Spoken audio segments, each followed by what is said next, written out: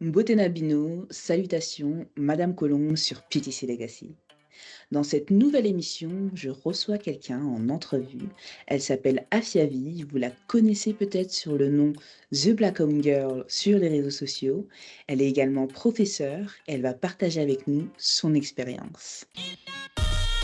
Vous êtes sur PTC Legacy, la plateforme média afro-exaltée qui visibilise, célèbre et promeut la pluralité des carrières noires. Comme le dit un célèbre proverbe du continent, la science est le tronc d'un baobab qu'une seule personne ne peut embrasser. Ensemble, embrassons ce baobab en explorant des sujets et réflexions profondes sur les piliers d'héritage, de leadership et d'empouvoirment. Chaque émission est une invitation à découvrir, à grandir et à impacter le monde une personne à la fois. Nous avons toutes et tous en nous le pouvoir de changer et plus encore. PTC Legacy, là où l'héritage rencontre l'avenir et où l'espoir devient action.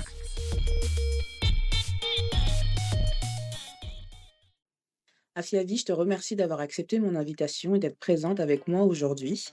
Je suis ravie de pouvoir t'avoir. Donc, je vais te laisser te présenter pour ceux qui ne te connaissent pas.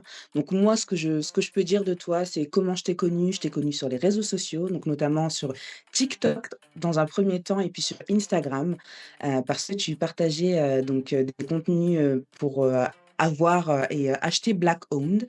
Et donc, moi, c'est comme ça que j'ai commencé à te connaître. Et je vais te lai et tu sais qu'en parallèle également, tu es professeur, et donc je vais te laisser te présenter, nous dire qui tu es. Je suis, Afiavi, professeur, des écoles, les enfants alors, contrairement à ce qu'on pourrait croire, c'est pas parce que j'aime les enfants, Mmh. c'est parce que j'aime la transmission, c'est ça. C'est vraiment, ce que j'appelle ma mission de vie, aka vocation et cetera, mais voilà. C'est ma mission de vie, enseigner, transmettre. C'est ce que j'aime le plus au monde. Ça ne rémunère pas, mais j'aime quand même Non, mais et nice, parce que c'est intéressant de se dire, que, aujourd'hui on prône les métiers où il faut faire de l'argent, tu vois? c'est ça, c'est ça. Et je me Je souviens même moi quand je t'ai demandé, tu m'as dit: «Mais attends, je suis que professeur, enfin je suis professeur des écoles, est-ce que ça va intéresser?» Je t'ai dit: «Mais bien sûr!» Je t'ai dit: «Bien sûr», parce que pour moi On parle beaucoup d'argent, donc du coup, professeur, c'est un métier tout le monde sait ce qu'on fait, donc je me suis dit niveau intérêt, on sait qu'on enseigne à des enfants, OK, on demande toujours: «Quel âge?» «Ah, ça doit être difficile» et puis on passe à autre chose, quoi. Je me suis dit: «Est-ce que de nos jours, on aime que les métiers de l'IT?» Voilà, l'argent, l'argent, l'argent, la bourse, machin, data scientist, data ana et moi, je suis juste comme, si on peut dire ça, prof, quoi. Donc du coup, et c'est pour justement ça. ça consiste à quoi? Professeur des écoles? C'est de la transmission, mais de nos jours, ça a dépassé les limites de la transmission, hein. Mmh mh. Aujourd'hui, moi, ce que j'aime dire et c'est la façon dont je vois l'enseignement, enfin le métier de prof en tout cas, c'est vraiment, former des esprits.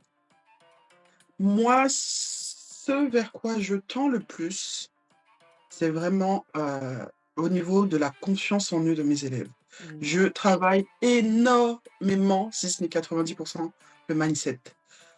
J'ai enseigné, principalement, en quartier très difficile, Mmh. hein, voilà, Irigny, Corbeil, la Tarteret et cetera et du coup, l'estime que les enfants ont d'eux-mêmes est, extrêmement dégradée. Mmh. Du coup, c'est vraiment un mindset, je les travaille au corps et heu et à la fin, je trouve qu'il y a rien de plus beau de voir, des enfants qui prennent confiance en eux, les voir grandir. Rien que quand je vois mes élèves se dire entre eux: «Non, tu as pas le droit d'abandonner» et je suis là: Waouh. «Waouh, enfin! Enfin!» et voilà, moi, typiquement dans ma classe, il y a des choses qui sont interdites de dire. Dès le début de l'année, c'est interdit de dire: «Je n'y arrive pas», «Je ne sais pas», «Je ne pourrai pas», «Je suis trop nul». Toutes ces phrases négatives sont strictement interdites et si tu les dis, tu vas copier des lignes. Donc vaut mieux Ne pas les dire. t'abstenir et au final, ça se passe très bien, quoi. Mais vraiment, ça dépasse, la simple relation prof-élève. Je te dis ça, tu dois apprendre ça et le lendemain, tu viens, évaluation. Non, c'est vraiment construire les futurs adultes de demain et c'est ça qui m'anime vraiment, en fait. Tu vois, moi, comment je vois les professeurs, c'est de la coéducation, avec les parents parce que comme on passe en tant qu'adulte, la plus grande partie de notre temps au travail, ben les élèves, ils passent la plus grande partie de leur temps à l'école, quand ils sont jeunes, à apprendre des choses et en fonction, en fait, du professeur qu'ils vont avoir en face d'eux, moi, c'est ça, hein, à certains égards qui m'a aidé à surmonter des épreuves, c'est d'avoir le bon professeur qui va avoir la bonne parole encourageante, le bon professeur qui va t'encourager même quand tu as une note, ben, médiocre, tu es en dessous de la moyenne, tu vas avoir un 5 ou un 7, qui va t'encourager, qui va te dire que tu peux le faire. Pour moi, le professeur, c'est vraiment quelqu'un qui va impulser, qui va infuser d'abord, tu vois, un état d'esprit comme tu le disais, qui va infuser, tu vois, de la méthodologie, qui va te donner de l'impulsion dont tu peux manquer, et qui va, tu vois, venir planter les graines avec les parents, tu vois, qui pour moi, c'est vraiment de la C'est ça, coparentalité, coéducation, c'est tu ça, vois? c'est ça, c'est devenu ça. À l'époque, c'était vraiment juste de la pure instruction et aujourd'hui, on est vraiment dans une relation de coparentalité qui ne se passe pas très bien, mais bon, on se bat, Ouais, on se bat. c'est-à-dire aujourd'hui, il y a un certain ego, des parents. Aujourd'hui, c'est devenu très compliqué avec les parents, surtout que alors, comme on dit, enfin, j'avais lu une phrase d'un sociologue qui était très intéressante, qui disait que depuis l'avènement donc du coup de la pilule, le choix du coup d'avoir des enfants, les enfants sont devenus rois. À l'époque, on les subissait, on n'avait pas le choix. Aujourd'hui, les enfants sont voulus, désirés. Donc, c'est vraiment l'avènement des enfants rois et dès qu'on punit un enfant parce qu'il a tapé un autre enfant, ce Mmh. qui est normal, on peut avoir des parents qui peuvent débarquer à l'école et limite s'en prendre à nous, alors verbalement, puis physiquement. Dieu merci, j'ai un gabarit, je tiens tête. Moi, dans mon école, j'étais connue pour faire déplacer les pères, hein, donc c'était spécial. OK. Moi, c'était les mères qui envoyaient leurs maris après, parce que physiquement, je suis très voilà, je suis Mmh. grande et grosse, donc du coup et plusieurs fois, on a voulu s'en prendre à moi physiquement, mais moi, je tiens tête, hein, il n'y a aucun souci. J'explique, de manière tranquille, car je dis toujours aux parents que vos enfants ne sont pas nos élèves. Ce sont vos enfants, nous sont nos élèves. Parfois, on peut se retrouver avec des enfants qui sont extrêmement bavards chez eux et qui, à l'école, n'ouvrent absolument pas la bouche, Mmh. comme l'inverse et les parents ont du mal à comprendre ça. J'ai eu beaucoup, de cas d'enfants qui sont extrêmement perturbateurs à la maison, qui agacent leurs frères et sœurs à longueur de journée et qui, dans ma classe, sont des amours! Mmh. Tout simplement parce que j'ai fixé les limites. Je ne suis pas leur parent. Pour moi, ce n'est pas le petit dernier, donc il a le droit de faire tout ce qu'il veut. Non, moi, c'est un élève. Un enfant ne va pas, perturber tout le groupe classe. Ce n'est pas à cause d'un enfant que 27 autres vont devoir souffrir, être agacés, donc voilà, quand on fixe des limites avec les enfants, qu'on est clair avec eux, ça se passe super bien et j'aime beaucoup du coup prendre, les classes un peu, chaotiques de l'école Mmh. et ça se passe super bien au final. Et du coup, c'est quoi ta méthodologie? Comment tu l'amènes? Parce que, aujourd'hui, je me dis être professeur, tu vois, de nos jours avec les réseaux sociaux, avec, tout ce que tu vois, oui, les profs devraient faire ci, les profs devraient faire ça et puis maintenant j'ai entendu qu'il y a Pronote. Enfin, il y a énormément de digitalisation, de choses comme ça. Les parents s'éduquent aussi ou pensent s'éduquer sur savoir mieux parfois que les professeurs. Comment tu fais pour avoir une méthodologie, et quelle est ta méthodologie avec les enfants? Et quelle est ta méthodologie avec les parents? Parce que ça, c'est mon avis. Je pars du principe que les 2 doivent être éduqués à certains égards, sur certaines Mmh. pratiques, tu vois? Pour que le travail que tu fais à l'école puisse se perpétuer à la maison. Donc voilà, quelle est ta méthodo? Alors, de manière générale, pour que ça se passe bien avec les élèves, j'ai mon mantra à moi. Alors ça peut être mal perçu comme bien perçu, mais ce qui se passe dans ta vie, parce qu'ils viennent de parcours qui peuvent être très chaotiques, ce qui se passe dans ta vie à la maison ne doit pas interférer à l'école. OK.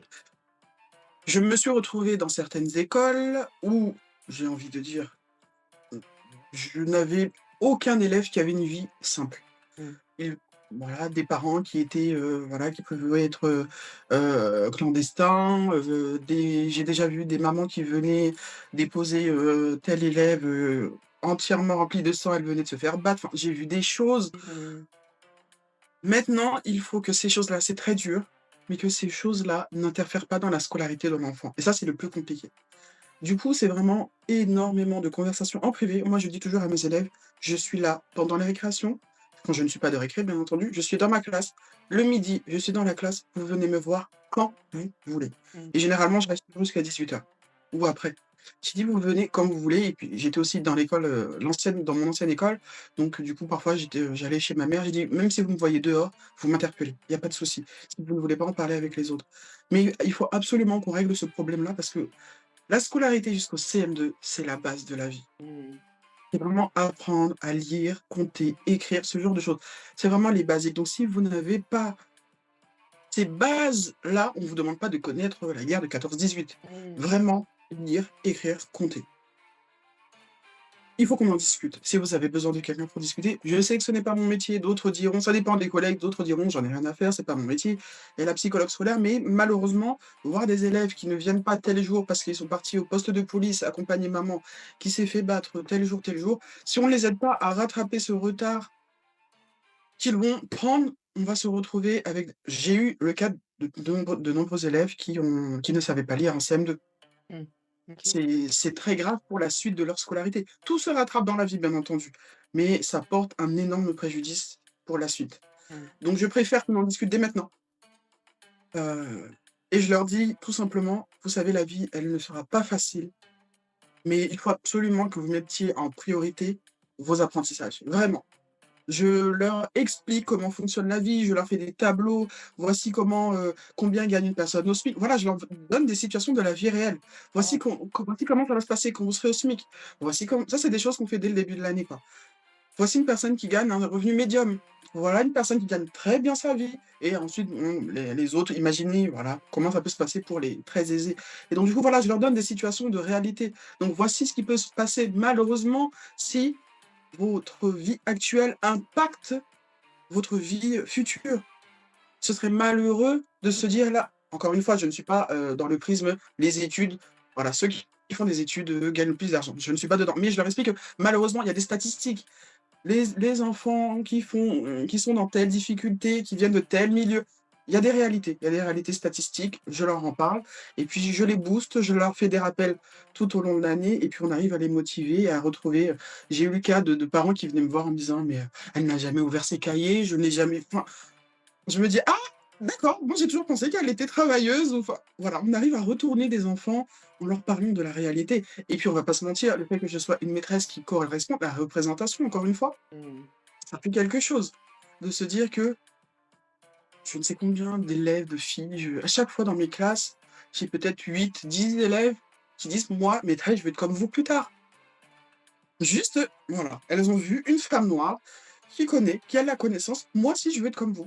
Donc voilà, la représentation compte encore une fois. Il nous faudrait plus de professeurs Mmh. afro-descendants parce que franchement, ça manque énormément. Je pense que la représentation compte plus qu'on ne le pensait. On l'a vu aux États-Unis, on a vu, ça a fonctionné, donc je pense que forcément, tout ce qui se passe aux États-Unis fonctionne, en France et pour les parents, pareil, c'est de la pédagogie à l'extrême. Mmh mh. Leur faire comprendre, encore une fois, vos enfants ne sont pas nos élèves. Donc ce que vous pensez d'eux, parfois certains ont des pensées très négatives à propos de leurs enfants, c'est très étrange de voir j'ai déjà vu des pères insulter leurs enfants de cons, de nuls, Mmh. d'ignards devant eux, devant moi. C'est d'une violence Mmh. et leur faire comprendre certaines choses que: «Non, calmez-vous, arrêtez, il a des difficultés, il n'a pas suivi ça, c'est normal, on va lui expliquer, ne vous inquiétez pas» et cetera. Calmer les parents, ceux qui sont dans l'hyper-performance pour leurs enfants, pour certains élèves qui ont un très bon niveau aussi. Donc il y a de tout, hein. Calmer le parent dont l'enfant a un faible niveau, calmer le parent dont l'enfant a un excellent niveau Mmh. et oui, vous devez continuer. Doucement, Mmh. on va se calmer. Mais vraiment, c'est énormément de discussions, énormément de réunions qui ne se passent pas très bien parfois. Parfois, il y a des litiges entre les parents eux-mêmes, entre leurs enfants. Enfin, c'est du temps et de la parole et avec le temps, les choses se font tout doucement et puis s'ils ne sont pas contents, bah, j'allais dire: «Allez, on va se battre». Non!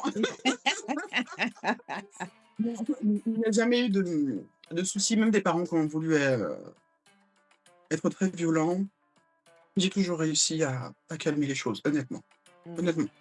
Il faut juste parler vrai, bien expliquer, voilà. Faire comme avec les enfants, de l'hyper-étayage et puis ça se passe très bien au final. Donc si je comprends bien, en fait, avec les enfants, ce que tu fais, c'est que tu es réel avec eux. C'est-à-dire que tu leur dis Absolument. la vérité de la vie, Je leur comment ça demande, se je leur passe. pose la question. Mmh. Je leur dis toujours. Typiquement, quand je rends une copie, je leur dis, qui n'est pas très bonne généralement, je leur dis: «Est-ce que tu veux la vérité ou tu veux la version maîtresse?» Et ils choisissent. Ça, OK. c'est quelque chose que j'ai toujours fait avec ma nièce et que j'ai toujours fait avec mes élèves. C'est vraiment: «Tu veux la vérité ou tu veux la version maîtresse?» Et eux, ils choisissent à chaque fois. S'ils veulent la vérité, je leur dis: «Tu veux maintenant, devant le groupe classe, ou est-ce que tu veux venir après?» Et ils choisissent. Ils ont toujours le choix. Donc il y en a qui veulent pas la vérité et d'autres, même ceux qui ont de très bonnes notes, hein, ceux qui ont un 17, je peux leur dire: «Non, il manquait ces petites Mmh. choses». Ils ont toujours le choix. Voilà, comme on dit, la pilule bleue ou la pilule rouge. C'est ça. Et du coup, ils choisissent et il y en a qui ne sont pas prêts à accepter certaines choses et voilà, parce que c'est sûr que dans l'éducation nationale, on prône la bienveillance. Le tout est bon, le tout est rose, le pas de notes, des couleurs, que de la positivité à l'extrême. Mais malheureusement, il y a une réalité. Sachant qu'en plus, il faut savoir que j'enseigne à des élèves de quartier. Il faut savoir que j'ai des classes où il n'y a que des enfants, alors, ce sont des Français bien entendu, mais voilà, on va dire que le phénotype, ils sont tous africains, Mmh. maghrébins ou subsahariens et il y a des réalités qui s'appliqueront à eux. Donc je leur dis: «Voici ça. Quel est le au début d'année, quel métier tu aimerais faire?» Ça change beaucoup, mais quel métier tu aimerais faire? Qu'est-ce qu'il faudrait valoriser? Qu'est-ce qu'il ne faudrait pas oublier? On leur parle dès le début d'année, je leur parle de telle école, grandes écoles et cetera et du coup, je leur dis: «Si tu voudrais faire ça, fais attention à ça» et donc il y en a dès le début, ils entrent dans le jeu et donc je leur dis: «Par contre, si tu voudrais être journaliste, attention, il y a certaines erreurs que tu répètes vraiment de manière très, très, très répétitive en français. Va falloir que ça rentre au bout d'un moment parce que tu vas c'est comme ça qu'on les retrouve avec à faire les mêmes erreurs en CM2 et ils font les mêmes choses en se retrouvant à l'université. Mmh. Le niveau universitaire français a dégringolé. Donc il faut absolument insister sur certaines choses plutôt que de dire: «C'est pas grave, t'inquiète pas, avec le temps ça viendra». Je préfère les alerter dès le CM1, CM2, c'est les classes que j'ai fait principalement, en leur disant: «Attention, pour tel métier que tu aimerais faire, il faudrait porter une attention particulière à telle chose que tu fais, au français, à la science, à la biologie» et voilà. Donc j'insiste dès le début. C'est un parcours qu'on fait dès le début d'année, qu'est-ce que vous voudrez faire et cetera et puis ensuite vraiment j'insiste sur ce qui devrait Mmh. être la matière s'ils bien entendu, s'ils veulent toujours faire ce métier-là. Mmh mh. Mais voilà, si tu es très français, histoire géo, voilà, pour devenir, être dans les lettres, fais attention à ton écriture, fais attention à ton orthographe, le vocabulaire, ton élocution aussi. Voilà, dès le CM2. C'est certaines choses comme ça dont on ne fait plus de nos jours. De nos jours, on doit tout laisser passer. Mmh. C'est pas grave, ils vont grandir. Alors que moi, je suis très pointilleuse et j'aimerais aussi qu'ils puissent comprendre que ce sont ces petites choses-là qui, plus tard, feront la différence et je leur donne toujours l'exemple du CV. Mmh. Moi, j'ai commencé par les ressources humaines, donc du coup, je leur dis: «Vous savez qu'aujourd'hui, vous vous amusez à faire des fautes d'orthographe du type, aller à et de mettre le verbe avoir, vous oubliez votre accent ou de dire, je sais pas quoi, je veux dire une bêtise qui n'est pas dans mon CV, mais au lieu de dire, il m'a tapé par exemple, au lieu de dire, M apostrophe, vous mettez MA. Enfin, imaginez dans un CV criblé de fautes, Mmh. c'est triste, mais on vit dans un monde où on va vous juger juste à votre orthographe et donc voilà et puis dès le début de l'année, on voit vraiment des cas concrets de Mmh. la vie. Je leur explique, voilà, le salaire, combien gagne telle personne, machin. On calcule, les charges, combien il reste à la fin du mois, des choses comme ça et ils se rendent compte que, ah oui, la vie, C'est pas voilà. Ah ouais, hein, c'est pas une boîte de chocolat, hein. Et tu vois, moi, ce que j'apprécie dans ta démarche, après je ne suis pas ton élève, mais moi, c'est ce qui m'a manqué et c'est ce que j'aurais aimé avoir plus jeune. Après, comme je dis, chaque, professeur fait ce qu'il peut, chaque, enseignant fait ce qu'il peut, mais c'est d'avoir des réalités et tu sais, cette notion un peu universaliste où on est tous égaux, où, on part tous de la même base, enfin voilà, on peut tous, qui peut le plus, peut le moins, en fait, non, on n'est pas tous égaux. Peut-être, en droit et c'est ce qu'on nous fait croire, mais pour moi, hein, factuellement, on n'est pas tous égaux, et on voit qu'il y a un traitement à double vitesse en fonction de qui tu es, d'où tu viens, de ton nom, de ta couleur, et ça, en fait, tu vois, de me dire que, des enfants déjà, puissent avoir une prof qui leur ressemble, une prof qui, bah, ressemble aux gens qu'ils voient au quotidien, tu vois? Donc Mmh mh. cette notion de représentation et qui leur parle, ben, sans les infantiliser. Donc à Mmh. leur niveau, bien sûr, j'imagine que tu emploies pas des termes, grandiloquents, mais à leur niveau, à leur Mmh. compréhension et de leur parler des grandes écoles. Moi, je j'avais jamais entendu parler, Mmh. jusqu'à ce que je à enfin, pendant le lycée et un peu après, mais Ah, et du coup, ça me paraissait, improbable. Tu te dis: «Bon, ouais, mais bon», enfin, tu vois? On t'en a jamais parlé, donc ça veut dire qu'on n'a pas pu faire semer la graine, on n'a pas donc tu as pas pu la cultiver, et tu te dis: «Ah non, non, c'est pas possible», et quand tu regardes qui va là-bas, tu te dis: «Ah mais c'est pas des gens comme moi». Donc tout de suite, tu te mets cette barrière, et le fait exactement. que tu puisses leur en parler déjà dès aujourd'hui, c'est pas quelque chose qui, sortira de nulle part pour eux, tu vois? Mmh mh. Et ils pourront se dire: «Ouais, bah, moi j'ai travaillé, bah, oui, mais je suis pas bonne en ci, je peux faire ci», tu vois? Et je trouve ça hyper, hyper intéressant. Et ensuite après pour les parents, moi je suis pas mère aujourd'hui, mais pour les parents, je me dis, comme tu as dit, on choisit aujourd'hui de faire les enfants, du moins de manière générale, c'est un choix, intentionnel. Mmh. Après effectivement, il y a des personnes pour qui c'est pas choisi, mais, nos enfants sont, tu vois, il y a énormément de lois qui sont passées pour la protection des enfants. Ils sont réellement mis au centre, sauf que parfois on oublie, parce que je le vois, hein, dans mon entourage, on oublie que l'enfant qu'on met au monde ou l'enfant qu'on accompagne, c'est un nouvel être. C'est pas une extension de nous. Oui, il a notre ADN, Comment oui, ça? mais Comment? c'est pas une extension de nous. On doit créer un adulte, tu vois? On est là pour le guider et qu'il arrive à faire sa propre vie à lui et ses propres choix, et ça, parfois, on oublie et on met des pressions. «Moi, j'ai mais tu sais, moi, j'ai pas pu faire ça, donc toi, faut que tu fasses ça».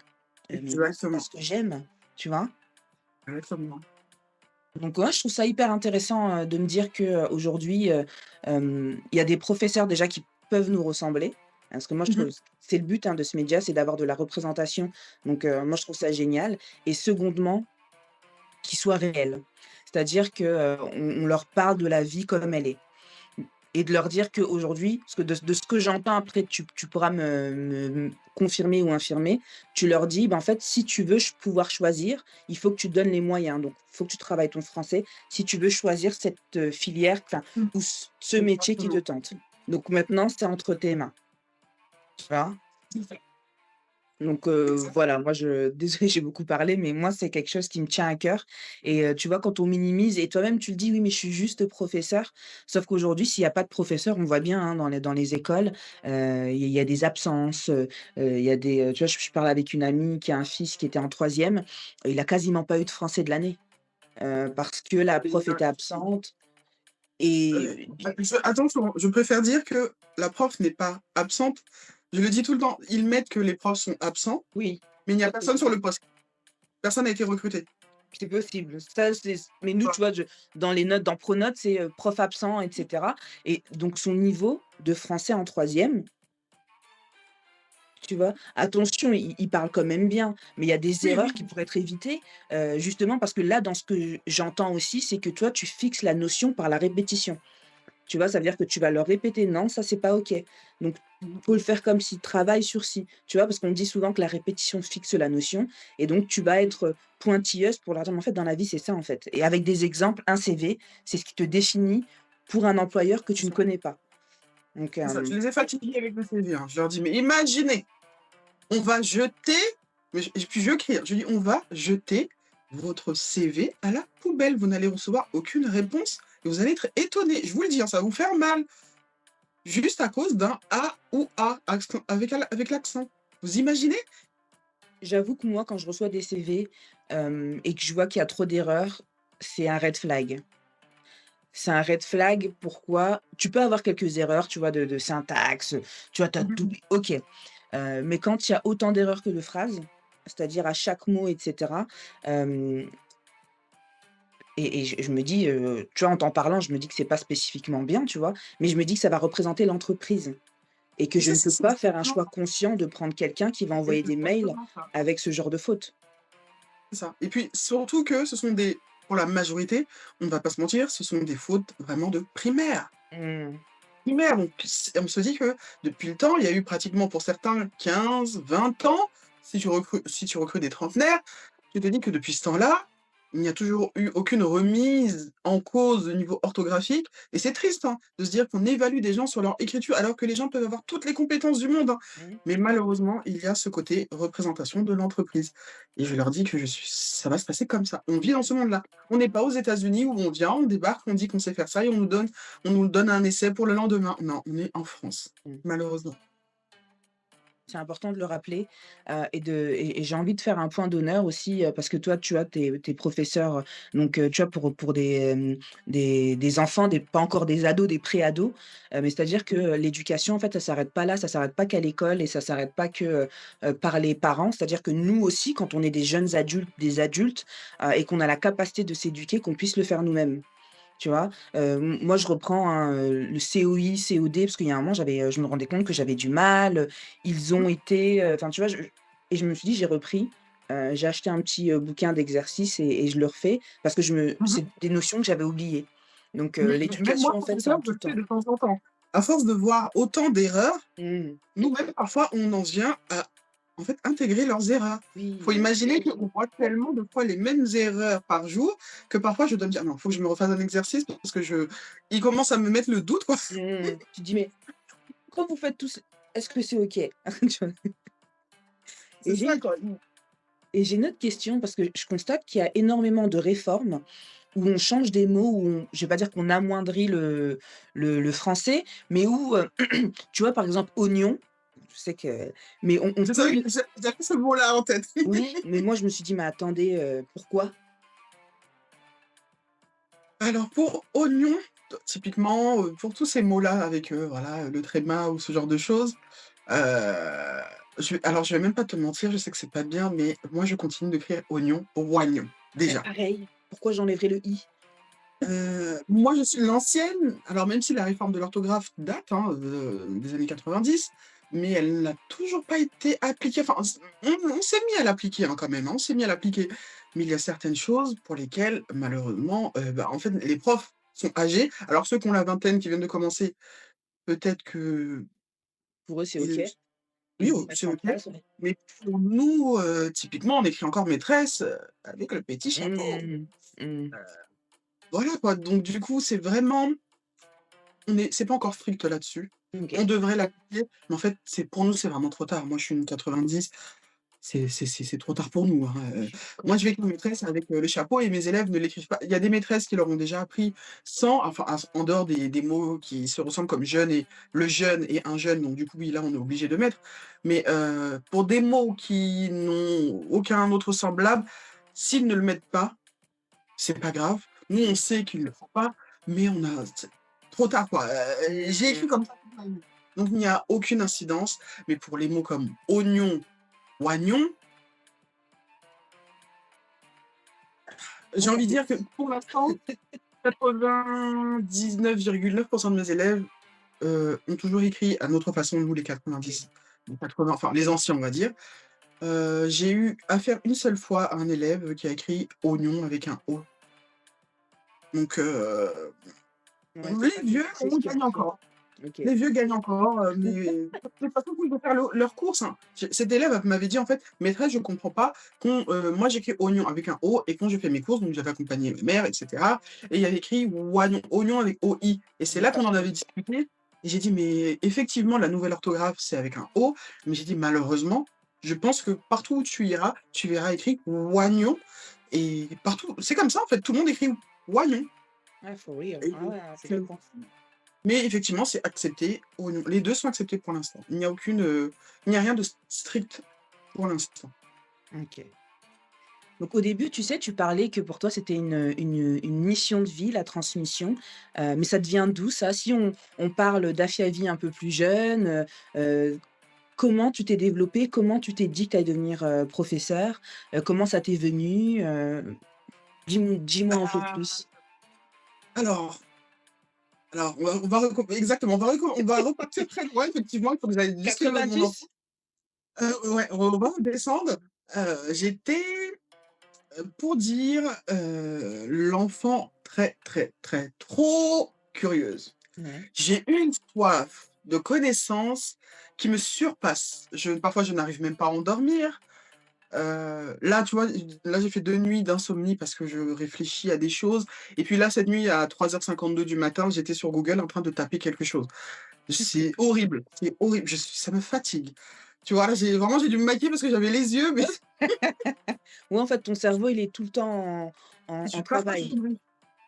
à dormir, je veux tout savoir, j'ai vraiment un souci à ce niveau et j'étais cet enfant qui posait très trop de questions Mmh. et malheureusement, bon, bah, parents africains, on va pas se mentir, c'était: «Oh, tais-toi, oh, je sais pas» et puis à l'époque, on n'allait pas dans les encyclopédies, chercher. Aujourd'hui, on a Google, donc ça facilite les choses. Mais j'ai été trop curieuse, je posais trop de questions et je n'ai jamais eu de réponse à mes questions. Mmh. Mmh. J'ai grandi dans une frustration, à un certain âge, alors on peut dire que c'est nul ou has-been, mais oui, je suis cet enfant qui lisait le dictionnaire. J'en étais arrivée là, voilà, je mangeais devant le dictionnaire, je rentrais à l'école, c'était, question, qu'est-ce que je raconte? C'était, «C'est pas sorcier» et puis après je lisais le dictionnaire, c'était mon livre et j'adorais ça. J'apprenais des mots, j'apprenais des choses et puis c'était fascinant pour moi. C'était vraiment une ouverture sur le monde, tous ces mots et en grandissant, internet, voilà, on a commencé avec Yahoo, Wanadoo, les abonnements Oui, payants, AOL, AOL c'est le et bruit. et du coup, j'ai utilisé Google et à un moment, là, c'était vraiment jeune adulte, je dirais plutôt lycée, fac, j'ai découvert YouTube. Mmh. Alors là, Game changer.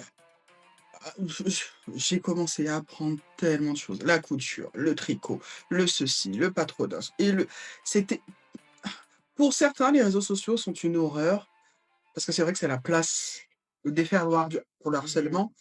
Moi, les réseaux sociaux sont une chose qui c'est une merveille, en fait, c'est une merveille. Il y a tellement de choses à apprendre, il y a des enseignants pour absolument tout. J'ai besoin d'avoir de notions en électricité, je le fais. J'ai besoin de faire des choses en bricolage, c'est là-bas que j'ai appris tout mon bricolage. C'est là-bas que toutes les questions que je me pose sont disponibles à toute heure. C'est ça le problème, ils devraient couper internet à une certaine heure et du coup, j'ai cette soif de connaissance et qui dit soif de connaissance, dit aussi soif d'échanger avec. Bon, après, c'est pas tout le monde n'est pas forcément intéressé par, un peu de tout et n'importe quoi. Oui. Mais ce que je trouve fascinant chez les enfants, c'est qu'ils découvrent tout. Mmh. L'émerveillement. On voit c'est ça, on voit un être humain tout découvrir et là, moi, je peux rester là et les regarder. Mais sauf que je me suis dit: «Mais pourquoi les regarder?» J'aime transmettre, partager, quoi que ce soit. J'aime discuter de ce qui me passionne en ce moment. En ce moment, moi, c'est le bricolage avec ma kiné. On parle que de ça. Mais j'aime échanger et puis ça me donne d'autres idées. C'est vraiment un fourmillement, ça bouge et je me suis dit: «Mais à la fac, en deuxième année, je me suis dit: «Je ne sais pas pourquoi, j'ai envie de faire des cours de donner des cours particuliers». Mmh. J'avais eu cette idée au collège déjà d'être prof, mais bon, l'image des profs, voilà. Moi, j'étais une élève turbulente, je me suis dit: «Si on me fait la même chose» et deuxième année, je me dis: «J'ai bien envie d'essayer». J'ai donné des cours, non, en L1, oui, c'était en L1. J'ai bien envie de donner des cours à des enfants et je donne des cours à une famille de 3 enfants. Mmh. La révélation. J'adore Mmh. expliquer des choses à des enfants. Mmh. Je me dis: «Non» et là, ça commence à réfléchir, sachant que j'avais déjà commencé, ma licence en ressources humaines. Deuxième année, il y a un programme qui s'appelle, EAP Emploi d'avenir professeur. Donc, il y a déjà presque 15 ans, voilà, on voyait que le nombre de professeurs était en chute, beaucoup de démissions, ça ne recrutait pas assez. Ils ont fait ce programme-là. Je me suis dit: «Bon, je vais postuler» et j'avais 2 jours par semaine, je crois, 2 jours par semaine dans une école. Mmh. 1 à 2 jours et je postule, je suis prise dans une école à côté de chez moi et là, j'adore ça Mmh. encore une fois. Mais il faut imaginer que je me suis dit: j'y allais vraiment à reculons, hein, en me disant: «J'espère que ce ne sera pas ça, parce que ça ne Mmh. paye pas. J'espère pas». j'espère pas. Va gagner ta vie, Afiavi.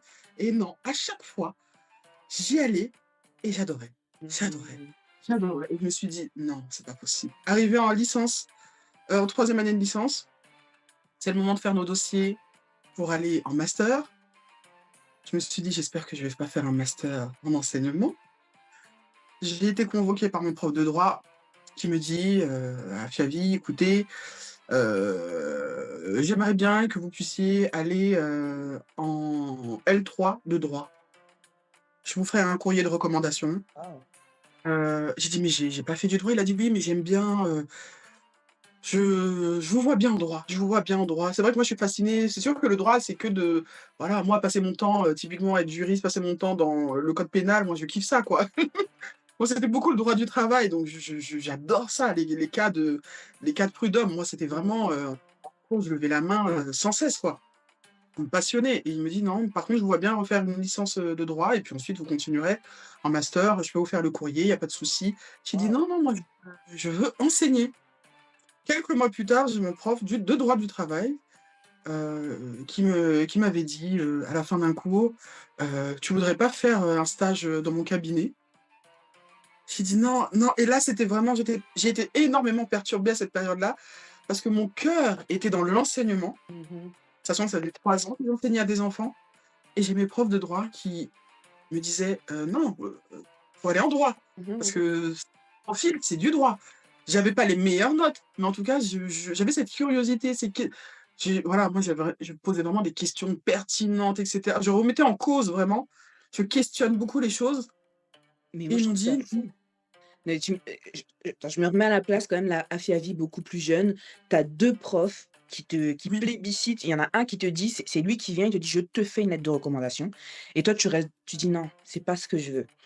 Le Il deuxième m'avait qui pas te dit tu dis: «Non», donc faut quand même avoir une certaine force de caractère parce que c'est une tu vois, c'est une opportunité. Tu aurais pu te dire: «Ah ouais, attends, il me dit et je verrai plus tard». Mais non, là, tu as senti au fond de toi que c'est l tu as senti l'appel, en fait. mais quand j'ai dit ça à ma mère, elle était pas contente. Tu m'étonnes, tu m'étonnes, tu Ma m'étonnes. mère a dit: «Oui». J'ai dit: «Non maman», j'ai dû dire: «Non». Elle m'a dit: Mmh. «Pourquoi?» J'ai dit: «Je je crois que je vais être prof malheureusement, quoi». Vraiment malheureusement, parce qu'il y a Ouais. toujours une vocation qu'on subit. Bah, moi je la subis, hein, malheureusement. C'est oui, on peut dire que c'est vraiment une vocation parce que pour le coup je n'y peux rien et je postule en master. Bon, bah, forcément vu la pénurie de profs, je suis prise. Mmh. Je fais ma L1, je fais mes stages. En dehors du stage de maternelle qui il fut compliqué, heu, tout s'est bien passé. Je fais mon M2, j'ai une classe de CE1 en alternance. Tout se passe bien et je me dis que, c'est, vraiment c'est comme ça que je comprends que je sais pourquoi je suis là sur terre. Mmh. C'est ça en fait ma mission de terre. Vraiment dans mes prières, je disais: «Dieu, c'était donc ça». C'était donc ça. Ça peut paraître bête, hein, de se dire: «Oui, bon, enseigner, je vois pas en quoi». Mais pour moi, c'est vraiment plus que ça. Mmh. C'est vraiment plus, c'est c'est vraiment ma vocation. Je n'ai aucun autre mot. C'est comme un prêtre est appelé par l'Église et il doit aller annoncer à ses parents que vous n'aurez pas de petits-enfants. Ben, moi, c'est c'est la même chose. J'ai eu mon master, j'ai été titularisée et j'ai commencé comme ça. J'ai pas eu les classes que je voulais spécifiquement au début. J'ai commencé avec du CE1, c'est pas ce qui me passionne le plus. C'était bien Et justement, et qu'est-ce qui te quand passionnait, toi? moi, c'est les CM1, CM2. OK. Du coup, parce que je suis passionnée d'histoire, donc du coup, forcément, du CP jusqu'en CE2, on a découverte du monde, donc c'est pas vraiment de l'histoire et à partir du CM1, CM2, il y a de l'histoire et Mmh. là, à partir du moment où j'ai pu enseigner, heu, l'histoire et puis même les élèves sont grands, sont tellement plus ça bouge en classe, ça part, on Mmh. rigole, ils comprennent le second degré, mais c'est génial! Les petits ne comprennent pas. Donc du coup, avoir des élèves qui comprennent le second degré, pas tous, mais une bonne partie, les non, c'est j'ai pas de mots, en fait. Les Encore une mots, fois, tu vibres ce que tu dis, vraiment, c'est apprécié. Je trouve ça c'est vraiment ça. grandiose de pouvoir se dire que c'est ta vocation et que tu as fait des choix, que d'autres auraient pu, ne pas faire, tu vois? Tu aurais pu, juste te dire: «Bah, en fait, j'ai une opportunité, j'ai 2 professeurs qui viennent, c'est eux qui viennent me chercher, donc ça veut dire que potentiellement, bah, j'ai une vraie carrière à faire dedans», tu vois? Une lettre de recommandation. Et tu te dis: «Non, en fait, moi, ma vocation et ce qui m'anime réellement, c'est de pouvoir enseigner», et ben, en fait, j'y vais et donc là, ce que j'entends, c'est que famille, pas trop d'accord, tu vois? Parce que on sait que, bon, l'enseignement, comme on le dit depuis le début, hein, c'est pas ce qui paye, surtout enseignement en primaire, et tu te dis: «Maintenant, j'y vais quand même parce que c'est ce qui me fait vibrer». C'est ça. C'est typiquement, pour moi, le métier où, je ne vois absolument pas mes journées passer. Pour moi, une journée, c'est j'entends: «Bonjour maîtresse» et la dernière parole de la journée, c'est: «On se dépêche, il est 16h30». Mes journées, c'est ça. Mmh mh. Waouh! Je ne sais pas ce qui se fait passer entre entre 8h20 et 16h30. Oui. Toutes mes journées et il n'y a aucun moment typiquement pour moi où, j'ai eu cette difficulté à me lever le matin. OK. C'est un indicateur qui est énorme, hein. Moi, vraiment, je n'arrive pas à aller me lever. Voilà, comme je questionne beaucoup de choses, je suis capable avant, j'ai fait beaucoup de missions d'intérim, j'avais fait une année sabbatique. Moi, je n'ai aucune honte à dire: «Non, je n'y vais plus», ça s'arrête là, quoi. Mmh. L'argent ne me fait pas lever. J'ai eu de très bons postes en intérim. Si je n'arrive pas à me si je n'arrive pas à me lever, l'argent ne me fera pas lever, rien. Alors que là, il y a aucun moment où je me suis questionnée sur: «Est-ce que j'y vais? Mmh. Est-ce que vraiment?» Vraiment, je savais que même si le monde s'effondre, j'aurai toujours ma place. Mmh. Ah ça. Les marchés boursiers peuvent, faire, voilà, il peut y avoir un nouveau crack, comme en 29, c'est pas mon problème. Il y aura toujours des enfants, il y aura toujours des personnes pour enseigner, j'aurai toujours ma place sur cette terre. Je participerai toujours à la formation d'enfants. Je participerai à leur à comment dire? À l'instruction, à leur confiance en eux, à tout en fait, à tout. Mmh. Vraiment je serai dans leurs bons comme leurs mauvais souvenirs, parce qu'attention madame aux doigts c'est pas facile aussi. Mais je sais que quand je dormais le soir, à 1h du matin, hein, on finit pas à 16h30, contrairement à ce qu'on pense. Je sais que quand je m'endormais, j'étais aux anges. Mmh. Je dormais comme un bébé. Je savais que j'avais fait quelque chose cette journée qui allait marquer un être humain. Et en fait, tu sais, hein, que chaque jour quand tu te lèves, tu as de l'impact sur quelqu'un, heu Exactement. et tu peux voir la progression durant l'année, durant les jours, enfin durant la semaine En un et mois déjà, on voit certaines choses, incroyables. Des notions qui paraissent compliquées. Typiquement, les chapitres sur, le pourcentage, ils mmh, sont tous là: «Oh, mais comment on va faire?» Et puis 3 semaines plus tard, je leur donne un exercice du matin, tac, tac, tac, en 5 minutes et ils discutent. Je dis: «Mais attends, c'est pas trop excuse-moi, compliqué au début? pourquoi tu discutes?» «Bah, j'ai fini». «Ah, tu as compris?» «Bah oui, j'ai fini les 10».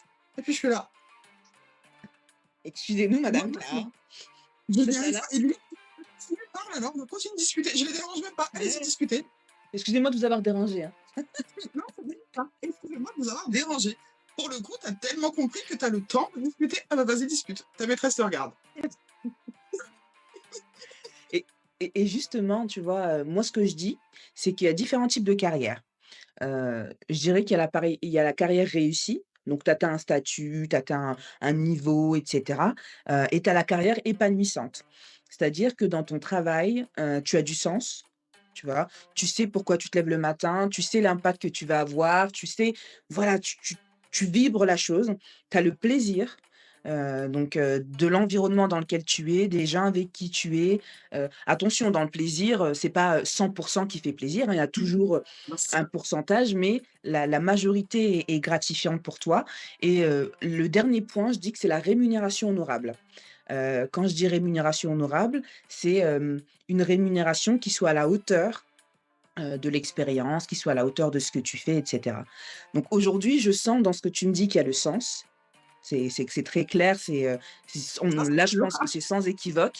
Il y a le plaisir, que tu partages et on le sent également et justement là, la rémunération honorable, parce qu'on sait que les professeurs, bah, le salaire, et la rémunération que vous avez, par rapport à ce que vous faites moi je trouve que c'est en deçà, de ce que vous pourriez, gagner, hein. Parce que je me dis, il y a des métiers où tu te dis: «Ils ont des salaires, grandiloquents» et tu te dis: «Mais quel est l'impact?» Mais soit, on va pas revenir sur ça. Mais comment tu vis justement, de faire un métier vocation? Parce que tu as eu un appel, mais que la rémunération ne tu vois, tu as le sens, le plaisir, mais tu as pas spécifiquement la rémunération. Comment tu le vis ça? C'est on va pas se mentir, c'est très compliqué, surtout quand on débute. Il faut savoir que il y a 10 ans, alors aujourd'hui, on parle de commencer, la première année à 2 000 € net. Quand j'ai commencé, je n'étais même pas à 1000. Alors, j'étais à 1 400, 1000, voilà, par là, dans ces eaux-là, 1 430, quelque chose comme ça. Faut savoir que les premières années, on finit si on arrive à dormir avant 1 heure du matin, c'est qu'on a de la chance. Mmh. Parce qu'il Avant y a une tout heure un du matin, travail derrière. Il y il y a a la toute la préparation, formation, la préparation, ouais. exactement, les week-ends, nos soi-disant vacances. Maintenant qu'il y a le télétravail, j'espère que les gens comprennent que ça s'appelle du télétravail, de rester à la maison devant son ordi. C'est très compliqué financièrement, mais encore une fois, la passion est tellement forte que limite, c'est très bête ce que je veux dire, mais limite pour moi, à l'époque, je disais que si on me payait pas, moi je m'en fiche, hein, Waouh, c'est clair, c'est j'irais. vraiment la passion, hein. Moi, limite on me paierait du 700 €, j'irais enseigner quoi, pour Mmh. faire 60-70 heures par semaine quoi, mais bon. Avec le temps, heureusement, il y a eu beaucoup de grèves, beaucoup de réformes. Le métier est devenu là, on va parler du coup de rémunération honorable, juste honorable, hein, pas voilà. Voilà, surtout que l'inflation est tombée, donc c'est très compliqué. Mais quand on commence, on le sait. Mmh.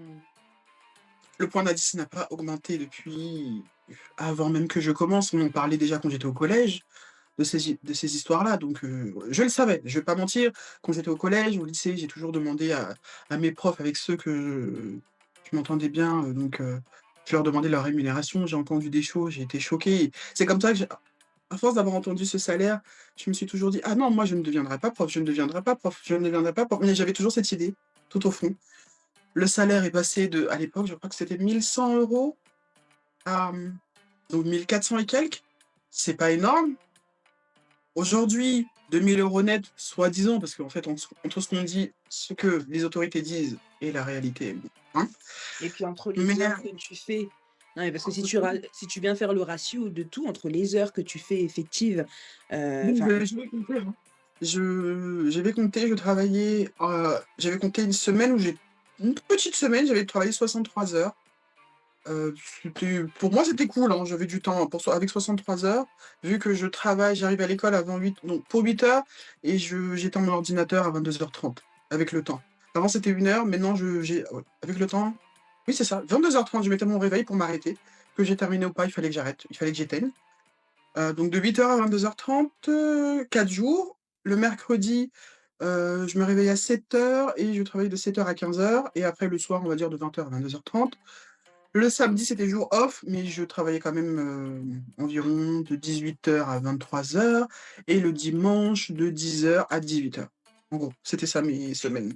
waouh, Et le dimanche, oui, après à 18 heures, je partais à l'école, imprimer, déposer mes choses et cetera. Donc je rentrais, il était 20 heures. Donc c'est vrai que j'ai oublié de compter ça. Donc en gros, une semaine qui se passe bien, c'est une semaine de 63 heures, précisément. waouh. Et oui, c'est pour ça que ça me fatigue d'entendre que les profs sont des feignasses. Et ce qu'a Mmh. dit Sarkozy dernièrement, sans commentaire. Donc voilà, c'est très fatigant, mais encore une fois, c'est ce qu'on dit, hein: «Fais le métier que tu aimes et tu ne verras jamais, tu ne considéreras jamais une journée de travail, comme un travail, quoi», mais non, c'était vraiment un plaisir, et puis j'étais passionné, dévoué, différencié pour tel élève. Il faut savoir qu'aucun groupe classe n'est homogène. Mmh. Il faut compter environ dans une classe de 25, 5 niveaux différents, donc 5, 5. Ah ouais, Voilà, quand même. 5 oui, je fais toujours de 5 groupes et il faut faire pour 1 heure de classe, globalement. 1 heure de classe, c'est 50 minutes. Heu, il faut faire, du coup, un travail pour 5 niveaux différents et environ 6 heures de classe, en fait, 6 modules de classe différents et il faut faire ça pour une journée, 6 fois pour 5 niveaux différents. Il faut imaginer la charge de travail. Une Avant, c'était trentaine simple, hein. de choses par jour, en fait? C'est ça, donc pour le français, il faut donner à ceux qui ont le niveau A, le niveau B, le niveau C, le niveau D, le niveau E. Il faut que chaque élève puisse avoir de quoi travailler. Dieu merci, parfois les groupes sont beaucoup plus rapprochés. On peut se retrouver avec 2, 3 niveaux, mais il y a certaines matières comme les mathématiques où j'ai eu des CM2, j'ai dû leur donner du CP et certains j'ai dû leur donner de la cinquième. Waouh, OK. Il Ah faut parce d'accord, que vraiment un sinon grand écart, ah oui, totalement. Oui, sinon on se retrouve avec des élèves qui sont là pendant tout cours, comme ça. mmh. Ils ne comprennent rien. Donc on va reprendre les additions, il y a pas de souci, en CM2, on reprend les additions, les retenues, les soustractions, on reprend les multiplications, les divisions, ce sera pas tout de suite, mais on va reprendre et les autres sont déjà aux fractions. Il y a pas de souci, les pourcentages et on fait comme ça, on s'adapte. C'est ça, en fait, toute la difficulté du métier de nos jours, s'adapter aux élèves. Il faut tous qu'ils soient en position, soient en capacité de travailler. Aujourd'hui, on ne laisse plus, en tout cas la majorité des enseignantes, je pense que pourquoi pas ceux de l'ancienne époque sont dans une autre façon de travailler. Certains sont réfractaires, hein, mais bon. Aujourd'hui, on ne laisse plus un élève seul s'ennuyer. On va le chercher, on le prend là où il est et on avance à son niveau. Ce qui fait que, effectivement, des élèves de tel niveau ont un niveau de 2 niveaux de classe Mmh. inférieur. D'autres sont particulièrement dans leur niveau de classe, d'autres sont à des niveaux ce qu'on dit avancés de nos jours, mais en fait, c'est juste le niveau classique de l'époque. Aujourd'hui, le niveau est tellement bas qu'un Mmh. élève de CM2 qui sait ce que c'est qu'une fraction, alors qu'en fait, c'est normal, Mmh. c'est Mmh. normal, juste dans ce niveau de classe et d'autres connaissent des choses, j'ai envie de dire, il y en a, ils sont limite au lycée avec les fonctions linéaires, les fonctions affines, les fonctions C'est il y en a qui n'importe sont quoi. Doucement, doucement, oui. ça c'est plus mon niveau non plus, hein. Ouais, calme-toi, là, je peux plus rien faire là, calme-toi, on va aller doucement, mais sinon, oui, il faut vraiment aller les chercher là où ils sont pour, les Mmh. mettre en situation de travail et qu'ils ne soient pas alors on nous dit qu'ils ne se sentent pas en échec, mais malheureusement, eux-mêmes voient qu'ils sont en décalage. Ils voient qu'en CM2, ils sont encore en train de faire des additions et que toute la classe, enfin, on va dire 17 élèves sur 25 Mmh. sont vraiment en train de faire des fractions. Ils le voient. Mmh. Ils suivent. On va pas se mentir, eux-mêmes le voient, mais on n'a pas le choix. Il faut différencier, sinon on a des élèves qui sont totalement largués et puis au moins si on arrive à rattraper le niveau, d'un CM2, lui apprendre, d'arriver au moins jusqu'à la multiplication, moi je suis très contente, quoi. Même s'il n'a pas encore compris la division, revoir ne serait-ce que l'addition, la soustraction, le début de la multiplication, c'est déjà très bien. On les prend là où ils sont et on Mmh. avance à leur niveau et c'est ce qui prend le plus de temps, vraiment, dans l'enseignement. Devoir différencier le travail pour chaque niveau d'élève. OK. Ouais, parce que mine de rien, en fait, c'est vrai que je me rendais pas compte et j'avais pas cette impression à mon époque. Tu vois, parce que là, avec ce que tu me dis, moi aussi, je retourne à mes années, mais j'avais l'impression qu'effectivement, on n'avait pas différents niveaux. Enfin si, Non, il y avait différents niveaux, on le sentait, mais qu'on avait tous oui, le même exercice et c'était soit tu y arrivais, soit tu y arrivais pas, en fait. c'est ça, oui. Tu vois, dans mon esprit, je j'ai pas l'impression, que justement on s'adaptait ou qu'il y avait ce genre de choses. Après, ça dépend parce que moi, quand je leur donne leur travail, mais les autres ne savent pas forcément. Typiquement, je donne des évaluations, parfois je fais des évaluations, il y a 3-4 niveaux différents et ils ne le savent pas. Je sais à qui je donne.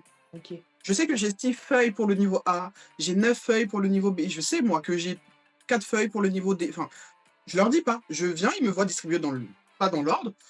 Mais je leur donne leurs feuilles et moi je ramasse. Je sais que pour d'autres, ils ont juste des mots à compléter. Pour d'autres, ils doivent relier. D'autres doivent écrire entièrement le niveau A, écrire ce qu'ils ont retenu. Voilà, eux ne le savent pas forcément, hein. OK.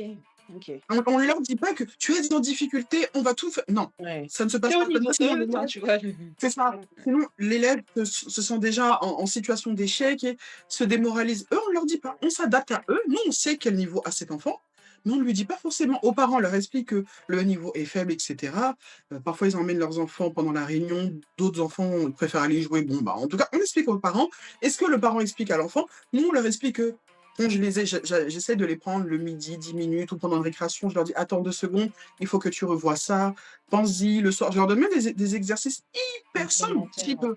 12 plus 8, quoi. Mais parfois, s'ils reviennent et qu'ils n'ont pas fait leur devoir, bon ça, je peux rien faire, hein, mais ça, c'est autre chose. Mais vraiment, on leur on s'adapte à eux, mais eux n'ont pas cette conscience. Ils savent qu'ils arrivent à faire leur travail, même si le niveau est hyper faible, mais ils le font. Mais les autres, personne ne le sait, hein. Donc je sais que typiquement, quand je mets un A sur sa feuille à un niveau E, bah, ça vaut un D, en fait. OK. Moi, je le sais. Mais lui, il a A, il est content, il a eu A comme le niveau A a eu un A. Et il est content. Il a réussi à son niveau. OK. Malheureusement, le niveau est très faible. Mmh. Une date, je sais pas moi, si je vais dire, la date, la guerre 39-45, je le dis 600 fois pendant, les cours d'histoire, et si je demande, quand sont les dates de la Seconde Guerre mondiale, je vais pas être vicieuse pour un niveau D et lui dire, 14-18, et parce que du coup on a vu l'autre avant, donc il peut avoir un doute. Je vais mettre, 35, je vais mettre 39-45 et je vais mettre un truc bête, 2002-2018. S'il me met même 2002-2018, je peux pas faire plus que ça. Je mets des choses absurdes pour le mettre en situation de réussite. Vraiment, on est à ce niveau-là, hein. On doit Ah ouais, vraiment c'est les mettre en situation. accompagné, Ah oui, et même si là, il y a échec, je peux rien faire. S'il a eu bon, je lui mets A, mais c'est pas un A comme qui l'autre, ou mais diffère. voilà. Ça peut être un B-, ou mais voilà. Il faut aller chercher vraiment les enfants à leur niveau et les faire avancer jusqu'à atteindre le niveau de classe désiré, enfin, Mmh. dans lequel il se trouve, et puis petit à petit, et puis ça se passe très bien. On arrive à faire décoller des enfants comme ça. Et aujourd'hui, quel est le conseil, toi, que tu donnerais, aux parents, justement, aux parents, que ce soit pour les familles monoparentales, que ce soit pour les familles avec 2 parents, enfin peu importe, mais pour accompagner au mieux leurs enfants, et bah, pouvoir être aussi un pilier, tu vois, dans l'éducation, hors, école. Hem, Quel est le conseil que tu donnerais? Le conseil que je donnerais, que je donne toujours, Mmh mh. qui est totalement à contre-courant de ce qu'on dit de nos jours: travailler en dehors de l'école. Je sais, les parents qui sont dans le privé, tout, hein, même les fonctionnaires, mais bon, aujourd'hui, quelqu'un qui travaille, alors je vais parler pour quelqu'un qui travaille en région parisienne, qui finit à 18 heures, qui prend son train à 18h45, qui rentre 1 heure plus tard, qui doit laver les enfants, qui je me rends bien compte que vous vous retrouvez devant vos enfants, il est déjà 20h30, l'enfant doit aller dormir, il est fatigué de sa journée. À quel moment est-ce qu'on travaille? Mmh. J'en ai conscience, hein, j'en ai conscience, il ne faut pas s'inquiéter. Mais malheureusement, encore une fois, soyons dans les réalités du monde. Je parle que pour la primaire, hein. Le Mmh. collège, c'est encore un autre niveau, c'est autre chose. Mais il faut se rappeler que la primaire, c'est vraiment la base de la vie. Limite si on n'allait pas à l'école, après on peut s'en sortir. Mmh. Mais la primaire jusqu'en CM2, c'est la base. Aujourd'hui, quand je vais chez mon boucher, la dernière fois, il y en a un qui m'avait fait ça, il s'est trompé dans le rendu de monnaie. Il est en alternance, il a 17 ans. Mmh. On est d'accord que la monnaie, c'est une notion qu'on commence le travail en CE1. Il a fait de la monnaie en CE1, en CE2, en CM1, en CM2. On ne le refait pas au collège. Pendant tout ce temps, la vie, voilà, il est parti donner l'argent à la monnaie. À 17 ans, il se retrouve à ne pas avoir acquis la monnaie. Donc il donne de l'argent en trop. Il est en alternance. Il donne de l'argent en trop. Il y a un souci pour l'entreprise. Ah ouais, ouais. Voilà. Donc ne pas réussir au collège, on peut s'en sortir. Mais j'insiste que la primaire, c'est vraiment la base de la vie. Je suis désolé de le dire, mais il faut travailler en dehors de l'école. Et quand je dis travailler, attention, hein, je ne parle pas du travail écrit, les fameux devoirs. Bon, après ça, chacun son idée, il y en a trop, il y en a pas assez, ça dépend des parents. Mais quand je dis de travailler, c'est simple, hein. Arrêtons surtout nous, les afro-descendants. Le fameux on rentre de l'école. L'enfant fait, s'il est grand, je ne sais pas quel est son niveau, il fait ses devoirs, 15-20 minutes, il ferme. Le fameux je suis fatigué, je cuisine, allez au salon, allez dans vos chambres, foutez-moi la paix. Mmh. aucun échange de la soirée avec ses enfants. Je sais, hein, les parents, nous sommes fatigués, nous sommes adultes, Mmh. c'est fatigant. Mais faire participer son enfant à la cuisine, Mmh. discuter avec lui, au lieu de le laisser devant la télé toute la soirée. Vous vous rendez compte qu'il y a des enfants quand même qui sont devant la télé de 17h à 22h. Mmh. Il y en a qui ont le même temps d'école, ce même temps-là, ils l'ont le soir devant la télé, parfois jusqu'à minuit, 1 heure. Mmh. Cuisiner avec eux, casser des œufs, heu, combien de millilitres, combien aujourd'hui les enfants ont perdu toutes ces choses-là. Nous, c'est des choses qu'on faisait en primaire. On prenait notre, fameux, j'allais dire mesureur, notre fameux, bol, Ah, je sais plus comment ça s'appelle, mais c'est le bol où à tu as riz, graduation, tu as voilà, semoule. Tu l'as voilà, fait on ça? prenait notre bol à graduation, Oui, voilà. on le prenait, on fe c'est ces souvenirs-là que tu as de ton enfance. Ouais, Tu prends, tu ta farine, ton sucre avant d'avoir les balances, c'est ça. voilà, hyper, voilà, on prenait, on faisait ça. Aujourd'hui, aller dire à un enfant: «Mets 250 grammes», il y a plus d'activité, ils sont constamment devant la télé. Numéro un, on éteint sa télé, on arrête la télé, on arrête de mettre ça en fond. Si vous voulez mettre, quelque chose en fond, vous mettez un podcast ou, j'en sais rien, vous diminuez la luminosité jusqu'à qu'on n'entende que le son limite. Mais il faut arrêter de laisser son enfant passer le même temps scolaire devant la télé. Mmh. 6 heures à l'école, 6 heures devant la télé, c'est trop. Là, il y a trop, ça fait compétition là. Là, non, c'est même plus une compétition, le temps d'écran dépasse vu qu'il est plus, animé, plus divertissant, donc on peut oublier toutes les notions faites durant la journée. Donc on fait quelque chose, ça s'annule, les années passent, rien ne rentre. On arrête avec la télé et on fait participer les enfants, aux tâches de la maison. Parlez avec eux, échangez, lisez un livre, faites-leur écouter des podcasts, faites-leur participer avec à vos passions. Moi, ce que je faisais avec ma nièce, j'aimais l'histoire, on écoutait les podcasts historiques. Il y a pas de tu vas dans ton coin, tu restes à ta place d'enfant et puis tu nous laisses, nous les adultes, on est fatigués. Non, vraiment faites participer les enfants à vos vies, intégrez-les. Pas que le week-end, le samedi, je l'emmène à son athlétisme, il rentre, tu terre à terre parce que je suis fatigué, je me suis réveillé. Non, pitié. Faites des choses, faites-leur faire des choses, des puzzles, des jeux, qu'elles arrêtent de rester constamment. Je rappelle que le travail, encore une fois, ce n'est pas que scolaire, faire ton calcul, En conjuguer tes fait, verbes, faut que on tu ferme, sois actif. En gros, faut que tu actif sois actif manuellement et intellectuellement et en étant inclus dans la famille, enfin pas comme si tu étais un membre, on arrête de invisible. séparer les enfants. Fais tes choses d'enfant, Mmh. me fais pas chier parce que moi j'ai eu 10 heures de route, plus le travail, plus je sais encore que c'est difficile, mais il faut vraiment qu'on se surpasse. C'est pour ça que je dis vraiment, il y a une différence entre vouloir un enfant et ce que j'appelle moi le projet d'éducation. Mmh. J'en avais parlé avec une copine comme ça et je lui ai dit: «Du coup, toi, tes enfants, c'est quoi le projet?» Elle me dit: «Quel projet? J'ai fait des enfants parce que j'en voulais». Et j'ai dit: «Ah!» j'avais en fait, pour moi, je je sais pas si c'est ma façon de voir les choses, mais à l'époque, on faisait des enfants parce que, bon, c'est culturel, on fait des enfants parce que, il faut faire des enfants. Mais aujourd'hui, on se questionne plus. Et je pensais que, voilà, par défaut, parfois, je pense que les gens pensent comme moi, les personnes que je fréquente. Et en fait, ça me fait toujours bizarre de voir des personnes, quand je dis que c'est quoi le projet avec ton enfant, heu, bah, en fait, non, j'ai juste fait un enfant parce que j'en voulais un. Alors, encore une fois, je comprends bien que les enfants ne sont pas nos suites, nos enfants, ne vont pas devoir nous venger de ce que nous avons échoué, parce qu'il y a des personnes, c'est vraiment: «J'ai fait cette boutique-là, tu dois la j'ai fait mon enfant pour qu'il aille retenir, qu'il aille, être à ma suite de ma succession de mon entreprise». Non, mais il y a un projet, le faire avancer, le faire évoluer, l'éduquer, le vers quoi tu vas l'ouvrir dans le monde, c'est un projet, pas juste: «J'ai fait un enfant parce que j'aime les bébés». Oui, mais il va grandir, Mmh. c'est un Je trouve que c'est travail et du puissant. coup Je c'est trouve que c'est ça. puissant ça et tu vois, c'est on en parlait un peu en off, mais je te disais moi, faire des enfants justement, c'était mon héritage au monde, tu vois? C'est égoïste, hein. Très clairement pour moi quand on fait des Oui, bien enfants, sûr, c'est toujours c'est toujours. toujours égoïste, mais mon envie d'enfant, elle vient dans le fait de vouloir laisser un héritage, de vouloir perpétuer ma lignée, voilà, donc égoïstement Ça, c'est et naturel, hein. Ça, c'est le l'humanité, nous sommes tous faits. c'est ça. Et Oui, c'est en sûr. secondement, c'est de pouvoir créer des adultes, enfin faire des adultes qui soient autonomes, et donc c'est pouvoir, tu vois, comme je te disais, moi j'aime beaucoup cet esprit.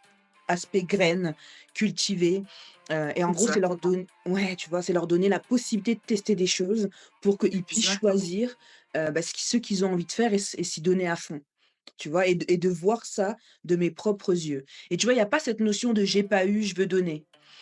Avec la représentation, oui, exactement.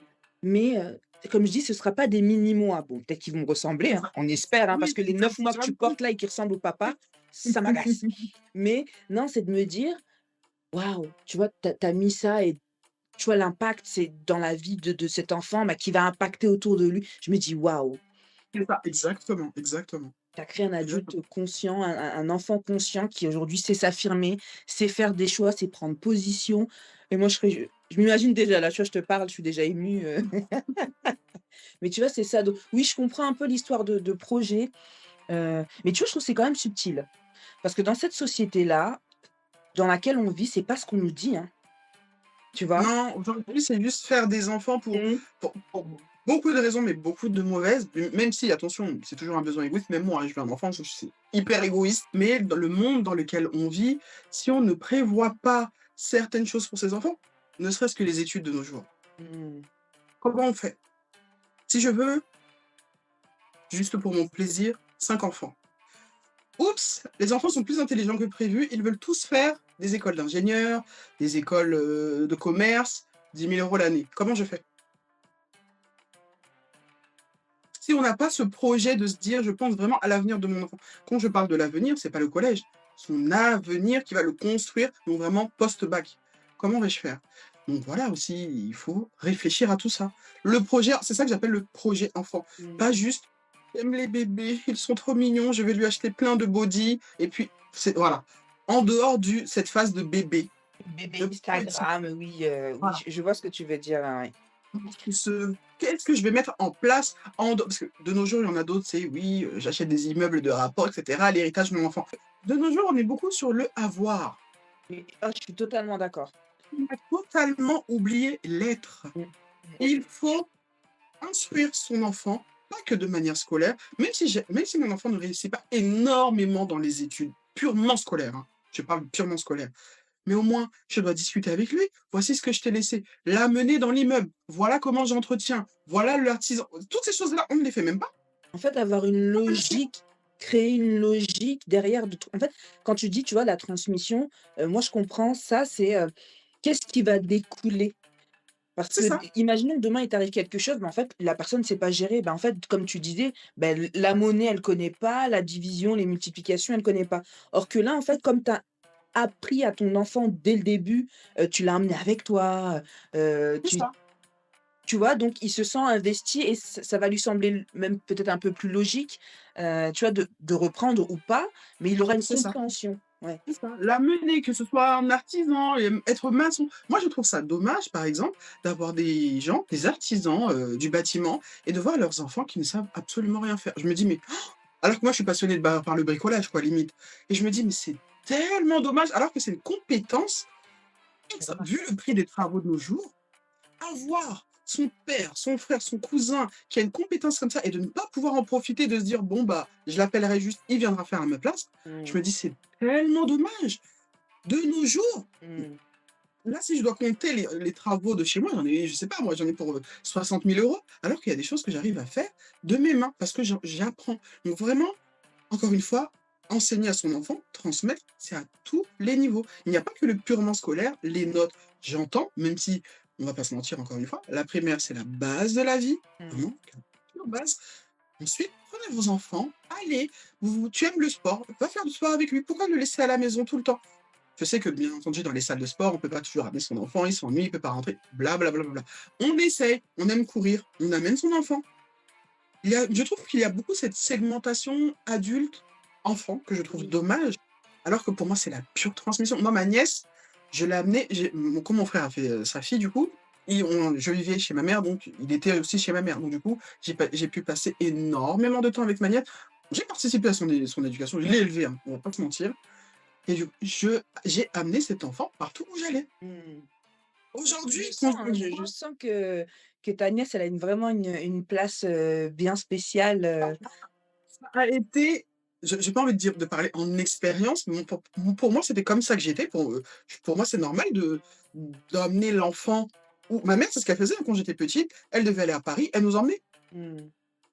Elle nous laissait pas en disant: «Je vous laisse le temps» ou même avec non, elle nous a toujours emmenés avec elle. Du coup, j'ai eu ces intérêts et puis pour moi, j'ai grandi, j'ai eu mes propres intérêts. En fait, pour moi, c'est normal que quand je sors, j'emmène ma nièce, en fait, elle va pas rester seule à la maison. Alors je sais, encore une fois, il y a des enfants qui sont très fatigants et cetera. La mienne aussi, il faut pas se mentir, elle était easy. Vraiment, c'était une enfant, comme on dit, easy going, tranquille, pas d'histoire, calme. Donc c'est vrai que j'ai eu cette chance-là aussi.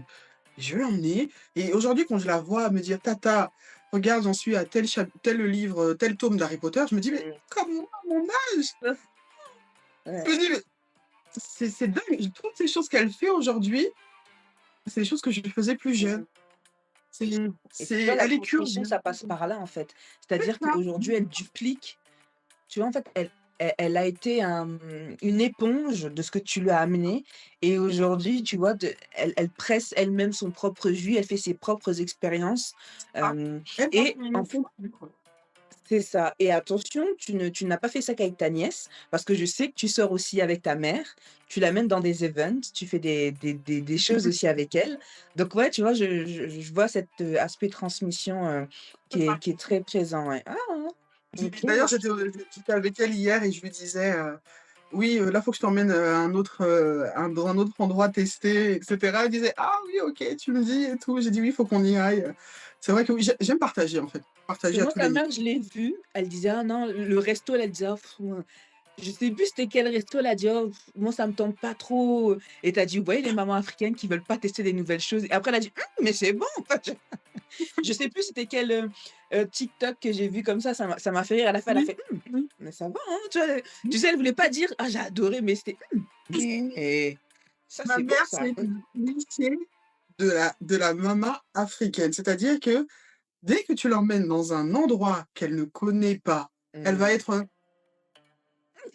«Je vais m'asseoir». Moi, je dis: «J'en ai rien à faire, hein. Tu manges pas, moi je vais manger». Je vais Mmh. commencer à manger mon truc. Elle va dire je vais lui dire: «Tu veux manger ou pas maman?» Elle va carrément me dire: «Non». On va dans un resto, elle est capable de me dire: «Non». C'est vrai? Et quand je mange, elle commence à vouloir Mmh. prendre pour dire déjà, ça commence par le: «Est-ce que c'est bon Menu?» Mmh mh.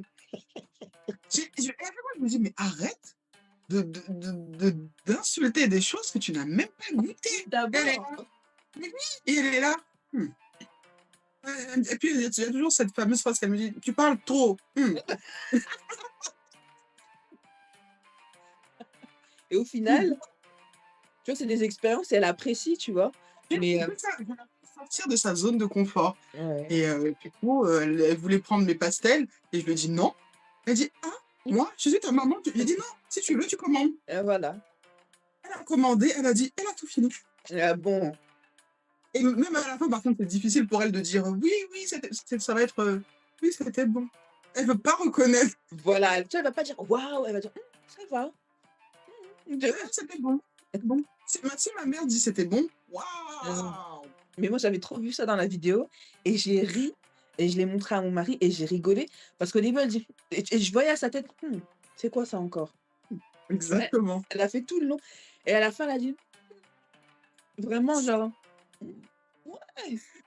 Et puis, il faut la voir comment elle mangeait tout doucement du genre, mais elle a tout fini par contre. Elle a tout fini. Non, mais elle est terrible. Si ma nièce était là, on serait allés ensemble et tout, mais au moins le temps qu'elle était comme elle est en Guyane maintenant avec sa mère, le temps si elle était encore là, on aurait pu découvrir énormément de choses, mais au moins elle a pu découvrir certaines choses, c'était cool. Nice, nice et justement en parlant de transmission, comme je t'ai dit, moi, je t'ai connue sur TikTok, heu, Mmh où je passe un certain temps parce que TikTok pour moi, les réseaux, tu sais, on parlait de réseaux tout à l'heure, pour moi, ça me permet de m'informer. mh. Tu vois, d'avoir une information, je veux chercher un resto, je peux avoir l'information rapidement. Ça me permet d'apprendre, tu vois, je révise mon anglais, je révise mon lingala, tu vois, j'apprends des choses et ça me permet aussi de me divertir. Mmh. Clairement, c'est ce que je viens faire et il y a des temps bien particuliers, pour faire ça et toi, pourquoi je t'ai vu? Je cherchais à m'informer. tu vois?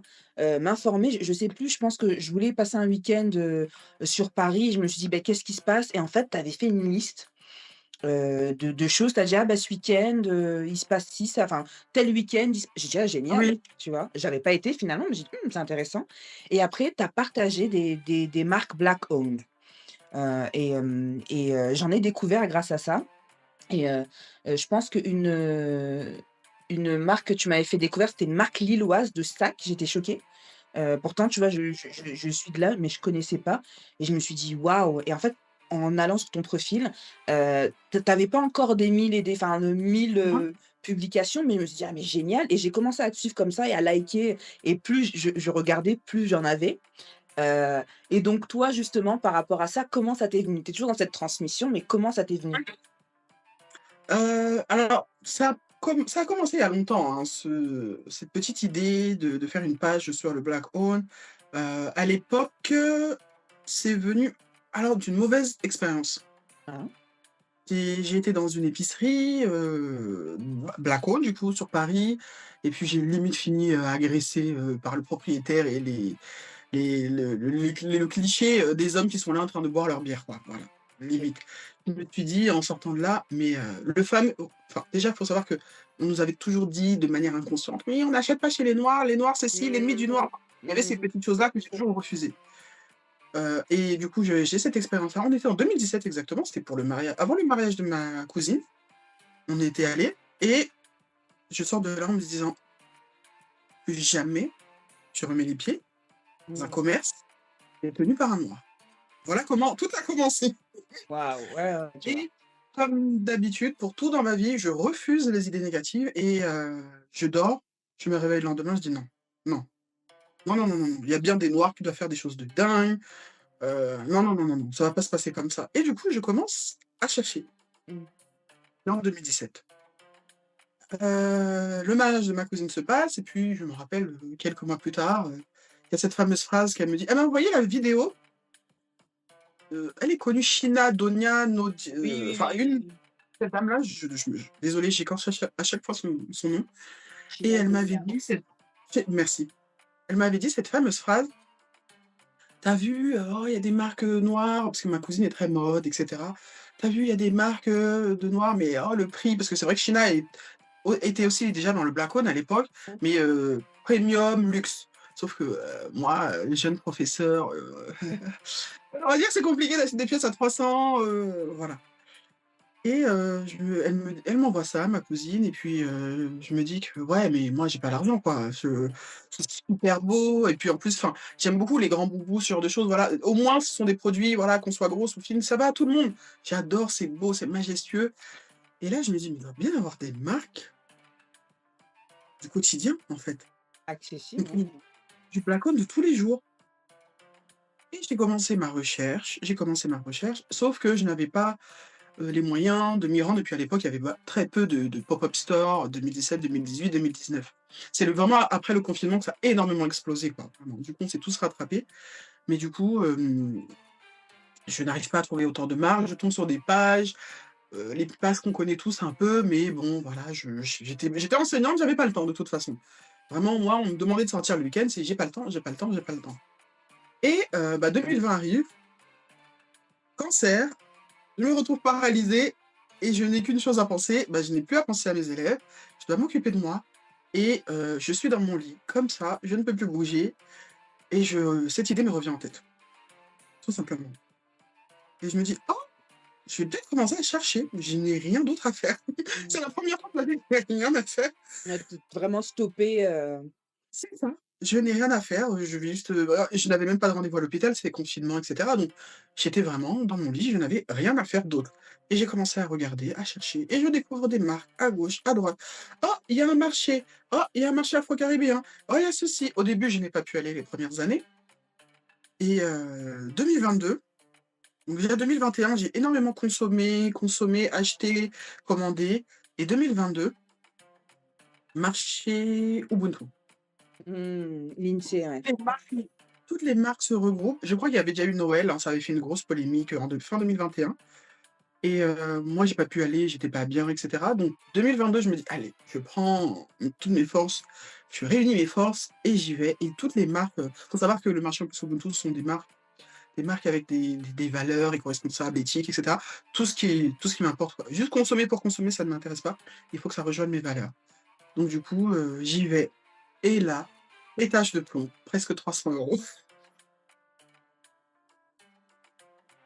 J'ai en plus découvert c'était des marques qui étaient toutes dans ma wishlist, Mmh. heu mais il y avait des sites en fait, au bout d'un moment, commander les frais de port, ça commence à faire beaucoup. Mmh. C'est pour ça que je me déplace à vraiment aux événements, je préfère acheter groupé que, à l'unité, quoi et j'achète tout. Je tombe sur, le côté librairie, toutes les marques, les livres pour enfants. J'avais des larmes aux yeux, quoi. Mmh. C'était vraiment un vie de 5 ans qui était en train de réaliser son rêve, de voir des personnes qui lui ressemblent, de voir Little Nappy, de voir ceci, de voir des des petites filles noires, des petits garçons noirs, des histoires sur les pharaons, des histoires sur l'estime de soi, des et je vais du côté, boisson et je vais manger ça et je vais voir, telle, créatrice de boucles d'oreilles, telle créatrice de bougies, telle cré j'ai acheté un peu de tout, j'ai pété un plomb et puis j'ai dit: «Mais il y a un truc, Mmh. il y a un truc» et j'ai commencé à faire tous les événements afro-caribéens, presque, hein. Les événements majeurs, pas tous les petits parce que j'ai pas le temps d'aller vous faire, des événements où voilà, dans des appartements où il y a que 20 personnes. Ben, vraiment, c'est du temps, voilà, j'aime faire le Ouais, c'est gros de l'énergie, événement. hein. Voilà, c'est de l'énergie. Parfois, il y avait des week-ends où je faisais 4, 5 événements. Donc c'était vraiment un emploi du temps. J'arrive à 10 heures, je commence ça, je commence ci, je commence ça, je vraiment, c'était un emploi du temps. J'avais vraiment mon agenda qui minute par Ouais. minute, le temps de transport, il y avait les temps de transport, ça me prend ça, machin, alors vraiment organisé à fond avec une copine et une copine un jour me demande, «Oui, tu connais pas une marque, de ceci?» Je lui dis: «Oui, si, il y a ça et il y a ça, mais sinon il y a ça, machin. Par contre, je préfère ça» et elle me dit: «Mais comment tu connais tout ça?» Je dis: «Ben, comme tout le monde» et elle me dit: «Non» et en fait, avec le temps, j'ai beaucoup de copines qui me disent: «Mais comment tu sais ça? Comment tu connais cette marque?» Je Mmh. dis: «Mais tout le monde la connaît». Elle me dit: «Bah non» et à chaque fois j'avais la même réponse: «Bah non, bah non» et je me suis dit: «Ah, il y a des gens qui ne les connaissent pas encore». Mais effectivement, c'est sûr que quand on est à fond dans quelque chose, on va connaître tout le microcosme autour, mais quand on est juste, quelqu'un qui n'est pas à fond dans le black owned, on suit Mmh. les pas quotidiennes, et puis bon, bah, on peut pas connaître le petit créateur de bougies. Non, on peut pas, effectivement. Tout le monde connaît Diptyque, mais on connaît pas tous, et du coup, je me suis dit: «Ah, j'aimerais bien qu'effectivement les autres découvrent ce que moi je découvre». Parce que le plaisir que j'ai, mais il est immense de me dire tout ce que la communauté fait. Je me dis: «Il faut que d'autres le sachent». Mmh. Alors j'ai commencé. Au début, je ne me filmais pas.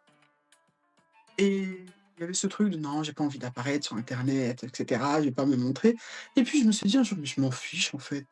On a qu'à me voir sur les vidéos et puis je vais parler et puis je vais faire des voix off et puis je vais faire ça de plus dynamique, comprendre les codes de TikTok, d'Instagram, de ceci» et puis, j'ai Black One Girl sur TikTok et 1 an plus tard, Black One Girl sur Instagram et je partage, je partage, je partage. Avant, j'étais très dans la conviction: «Mais faut venir, faut venir». Aujourd'hui, je force plus. Je montre juste.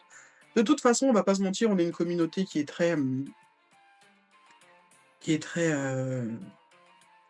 voilà, il y a beaucoup de mauvaises choses sur nous. On a tous grandi avec «Le noir est l'ennemi du noir, le noir ceci, Mmh. n'achète pas chez les noirs, ils te font ci», la jalousie. On a énormément de négativité autour de nous, de littéralement le mot dénigrement, on se Mmh. dénigre.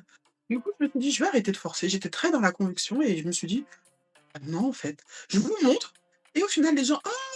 Mais comment tu connaissais cet événement? Faut le dire, partage-le. Oh, j'aurais aimé y aller. Oh».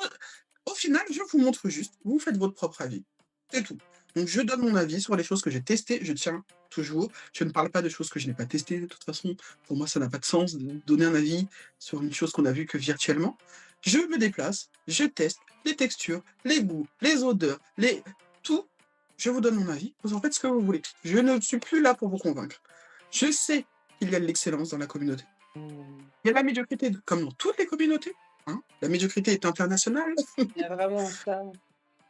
Donc, je vous dis, je vous mets l'adresse, le lieu, ce que j'en ai pensé. Si j'ai des vidéos de l'année dernière, je vous les remets, et cetera, ou voilà. Je me déplace, je vous fais mon compte rendu là, c'est par exemple, Par exemple, c'est qu'est-ce que j'ai mis aujourd'hui? Un rouge à lèvres que j'ai testé, d'une marque Blackone. Voilà, j'ai fait mon test durant une journée, je donne mon avis, même si on me dit tout le temps: alors?» J'attends, attends, je donne mon avis, je teste. À chaque fois, on me presse, mais doucement et voilà. Vous en faites ce que vous voulez, vous achetez pas, je n'ai rien à gagner dessus. Voilà, il y a de l'excellence dans la communauté. C'est tout ce que j'ai à dire. Vous prenez pas, faites-en ce que vous voulez. Non et puis comme je te dis, moi ça m'a servi, parce que, j'étais dans une, période où, moi j'ai commencé en même temps que toi en 2017 à vraiment questionner un petit peu, ma négritude. Enfin moi, c'était Mmh. questionner ma négritude. C'est-à-dire que jusque-là, j'étais noire parce que j'étais noire, tu vois? Mmh.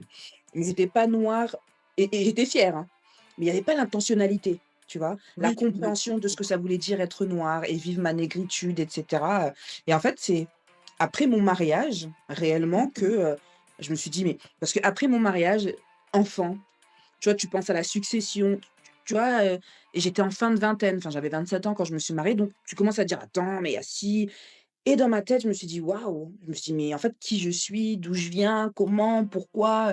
Je suis fière d'être congolaise, mais qu'est-ce que ça veut dire être congolaise? Mais avant d'être congolaise, tu vois, je suis africaine, mais avant d'être africaine, mais tu» donc j'ai cherché un petit peu, et j'ai remis en question beaucoup de choses et je me suis dit: «Une des premières choses que je dois faire, comme dans les autres communautés, tu vois, et des choses que j'aime dans les autres communautés, je vais les prendre et je vais me les appliquer à moi, tu vois?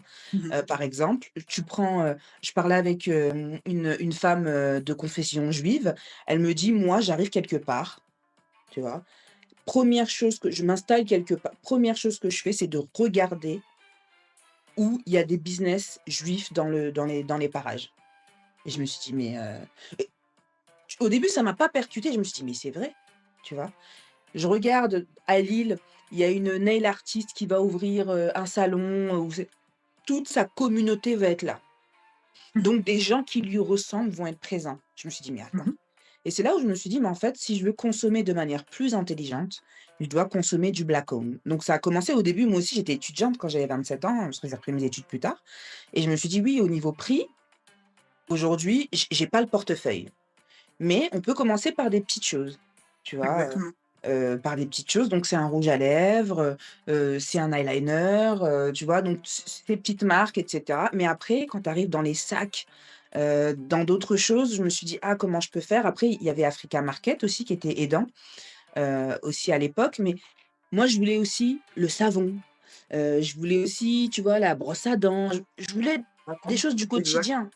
Mmh. Et c'est là où tu as été d'une grande aide parce que quand vraiment, parce que oui, il faut aller dans les marchés. J'avoue que moi, je suis, moi, le week-end, si je peux rester chez moi, j'avoue que c'est un plaisir que j'ai, à rester chez moi, à lire, à être dans mon cocon pour me régénérer, tu vois?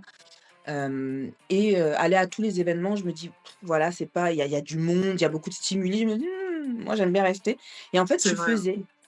je faisais ce dont j'avais besoin. Mmh mh. Et et je dis: ça, telle marque, ah ouais super, ah je vais tester. Ah telle marque, ah ouais super. Ah ouais telle marque, je les mets dans ma wishlist, allez» et c'est comme ça en fait. Ça a été un départ pour moi, pour pouvoir m'acheter des sacs, pour pouvoir tu vois, je pense que c'est toi qui m'as fait connaître une marque congolaise de Brazza, Ndozi et en fait, au fur et à mesure, ton Mmh. contenu s'adapte à ce que tu regardes, tu C'est ça. vois? Et L'algorithme je fait me son suis travail. dit, «Génial» et dans ma tête, je me suis dit: «Il faudrait trop que je puisse avoir une entrevue avec elle», déjà pour partager, te remercier pour ça, et aussi savoir, mais qu'est-ce qui t'a animé et qu'est-ce qui t'a amené à ça? Parce que c'est toujours intéressant de comprendre quelle a été l'étincelle, chez la personne, et c'est quoi ton ambition à toi aujourd'hui avec, en tant que professeur, mais aussi en tant que, the black owned girl, the BO girl, c'est quoi tes ambitions? En tant que professeur, bon, comme tous les profs, ça Mmh, va être cliché, avoir ma propre école, ouais.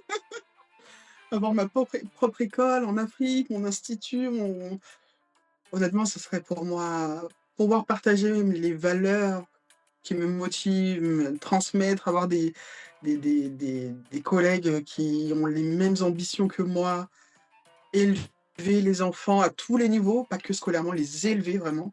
Heu, ce serait ça. mon goal ultime, c'est un cliché, mais voilà, j'aimerais tellement avoir ma propre école. Mais bon, on verra bien, hein, Dieu fera, on verra bien. Ça demande des efforts, ça demande des choses, mais quelque part en Afrique, subsaharienne, c'est ce que j'aimerais. Et en tant que black woman girl, j'ai tellement d'idées, mais bon, premièrement, continuer, toujours à partager, ce que je fais, mais j'aimerais bien par la suite, j'ai fait une série de vidéos, à Londres et j'aimerais bien idéalement, faire des séries de vidéos dans différentes villes, grandes villes de France. Donc d'ailleurs, j'ai des adresses à Lille. Ah bien, c'est la bienvenue, franchement, C'est ce que j'aimerais. J'aimerais beaucoup, voir ce que ça donne ailleurs. Je sais que c'est pas autant développé et puis de toute façon, même s'il y en a qui sont black-owned, on les reconnaît pas forcément. Enfin, tout le monde ne se market pas black-owned. Il y en a qui le font parce que voilà, marque, voilà, commercialement parlant, c'est porteur. Mais, les gens essayent plutôt de camoufler parce que être noir, c'est toujours, associé au négatif. Donc, alors encore plus le dire fièrement. mmh, Et ouais, j'aimerais bien, je regarde beaucoup ce qui se fait en France. J'ai des listes encore de plaques dans d'autres pays. Du coup, voilà, après c'est financièrement, il faut pour assumer vu que je fais tout sur, finances personnelles. Heu, mais vraiment voilà, je continue mes listes parce que j'aime pas me déplacer, surtout s'il faut Île-de-France, je peux me permettre, j'habite à côté, mais s'il faut me déplacer, je peux pas me déplacer pour aller voir, une seule boutique et rentrer. Voilà, à Lille, il faut que je me tape 2 heures. oui, non, ça je comprends, mais de se dire C'est ça. que, il faut que tu arrives et que tu as un projet, enfin, que tu sois tenu sur une journée, enfin voilà, que le trajet déjà C'est ça. aller-retour soit rentabilisé. Déjà en termes de C'est ça. temps, ouais, Voilà, je il faut je que je mette comprends. 48 heures, maximum, soit que j'arrive un matin et que je rentre, le lendemain soir et puis, voilà, c'est ça idéalement, mais voilà, mes listes c'est C'est bien, top. Instagram fait son travail, me Ouais. suggère et ça se remplit et la ville qui aura le plus, du coup, de commerce, je commencerai par celle-là, mais voilà, il faut que je regarde avec l'emploi du temps, machin, prendre, voilà, les billets pendant les vacances scolaires ou est-ce que j'y vais pas plutôt un week-end et puis est-ce que ceci, est-ce que cela? Je suis dessus, j'aimerais bien le faire. Je voulais le faire cette année. Mmh mh. Financièrement, on a des travaux, on va pas se mentir. Ce serait dommage de voilà quoi, de mettre tout mon argent dans autre chose alors que j'ai des Mmh. nécessités. Mais, voilà, ce serait ça. Idéalement, continuer à faire des séries par ville. Mmh. Voir ce que ça donne en tout cas, Londres, mais version Lille, Marseille, Rouen. Nice. Je serai là C'est ça. pour suivre les aventures. OK. Voilà, j'attends, il faut mais c'est compliqué, hein, de trouver des voilà, il m'en Des faut logos. minimum au moins 3-4 quoi.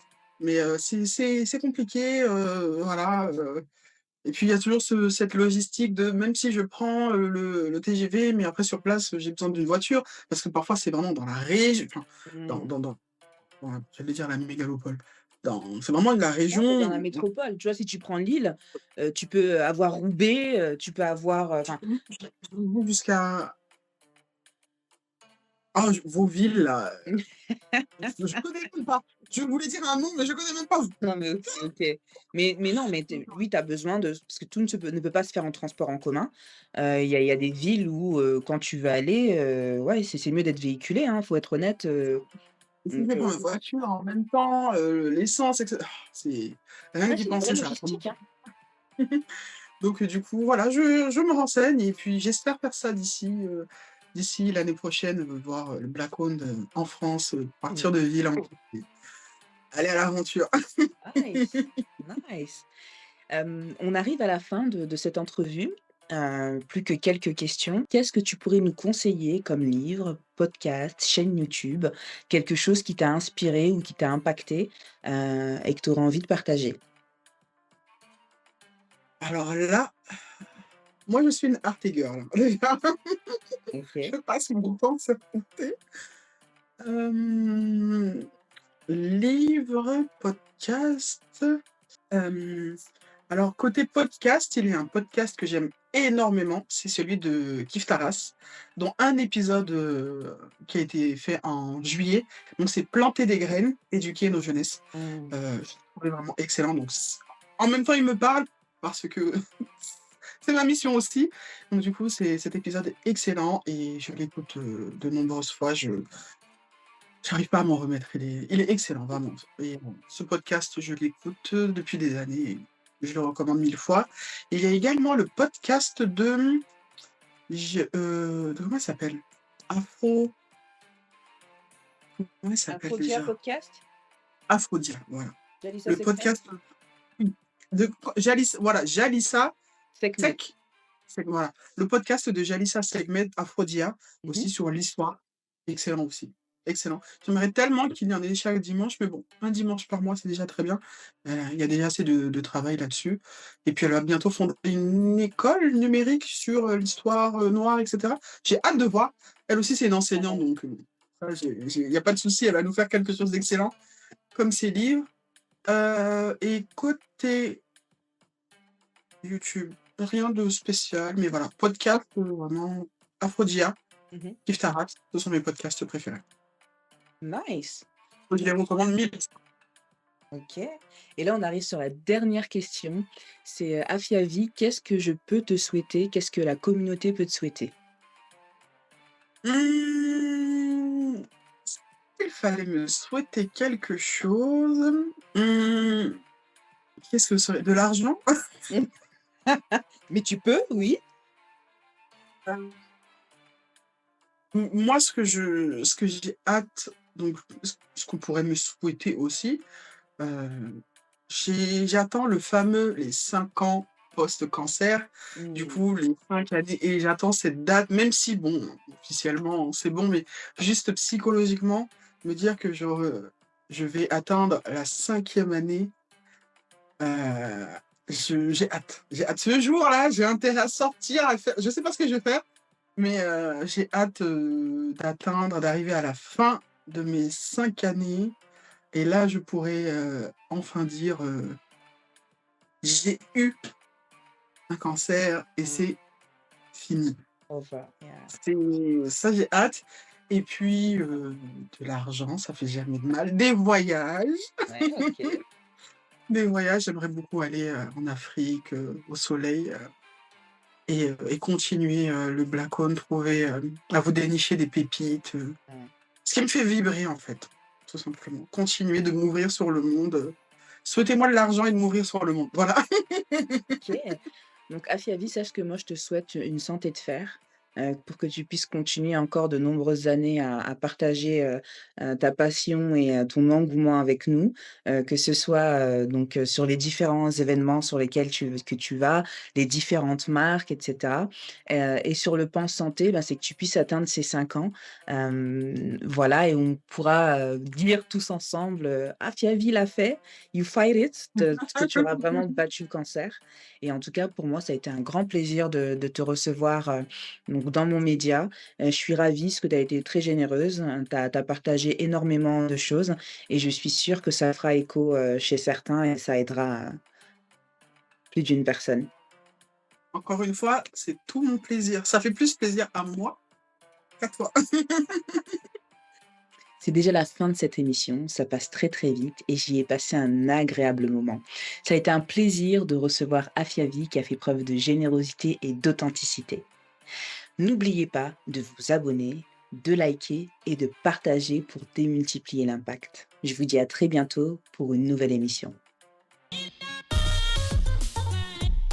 Puisse cette émission vous ouvrir des pistes de réflexion et vous apporter l'impulsion dont vous avez besoin pour paver votre chemin de succès. Pensez à vous abonner, à liker, à commenter et à partager pour démultiplier l'impact. Pour patienter jusqu'à la prochaine émission, je vous donne rendez-vous sur la newsletter Carrière Noire Daily et sur les réseaux sociaux. Je vous mets toutes les informations en barre d'infos. Souvenez-vous que nous avons toutes et tous en nous le pouvoir de changer et plus encore. Embrassez cette nouvelle semaine pleine de promesses. Botika la malamu.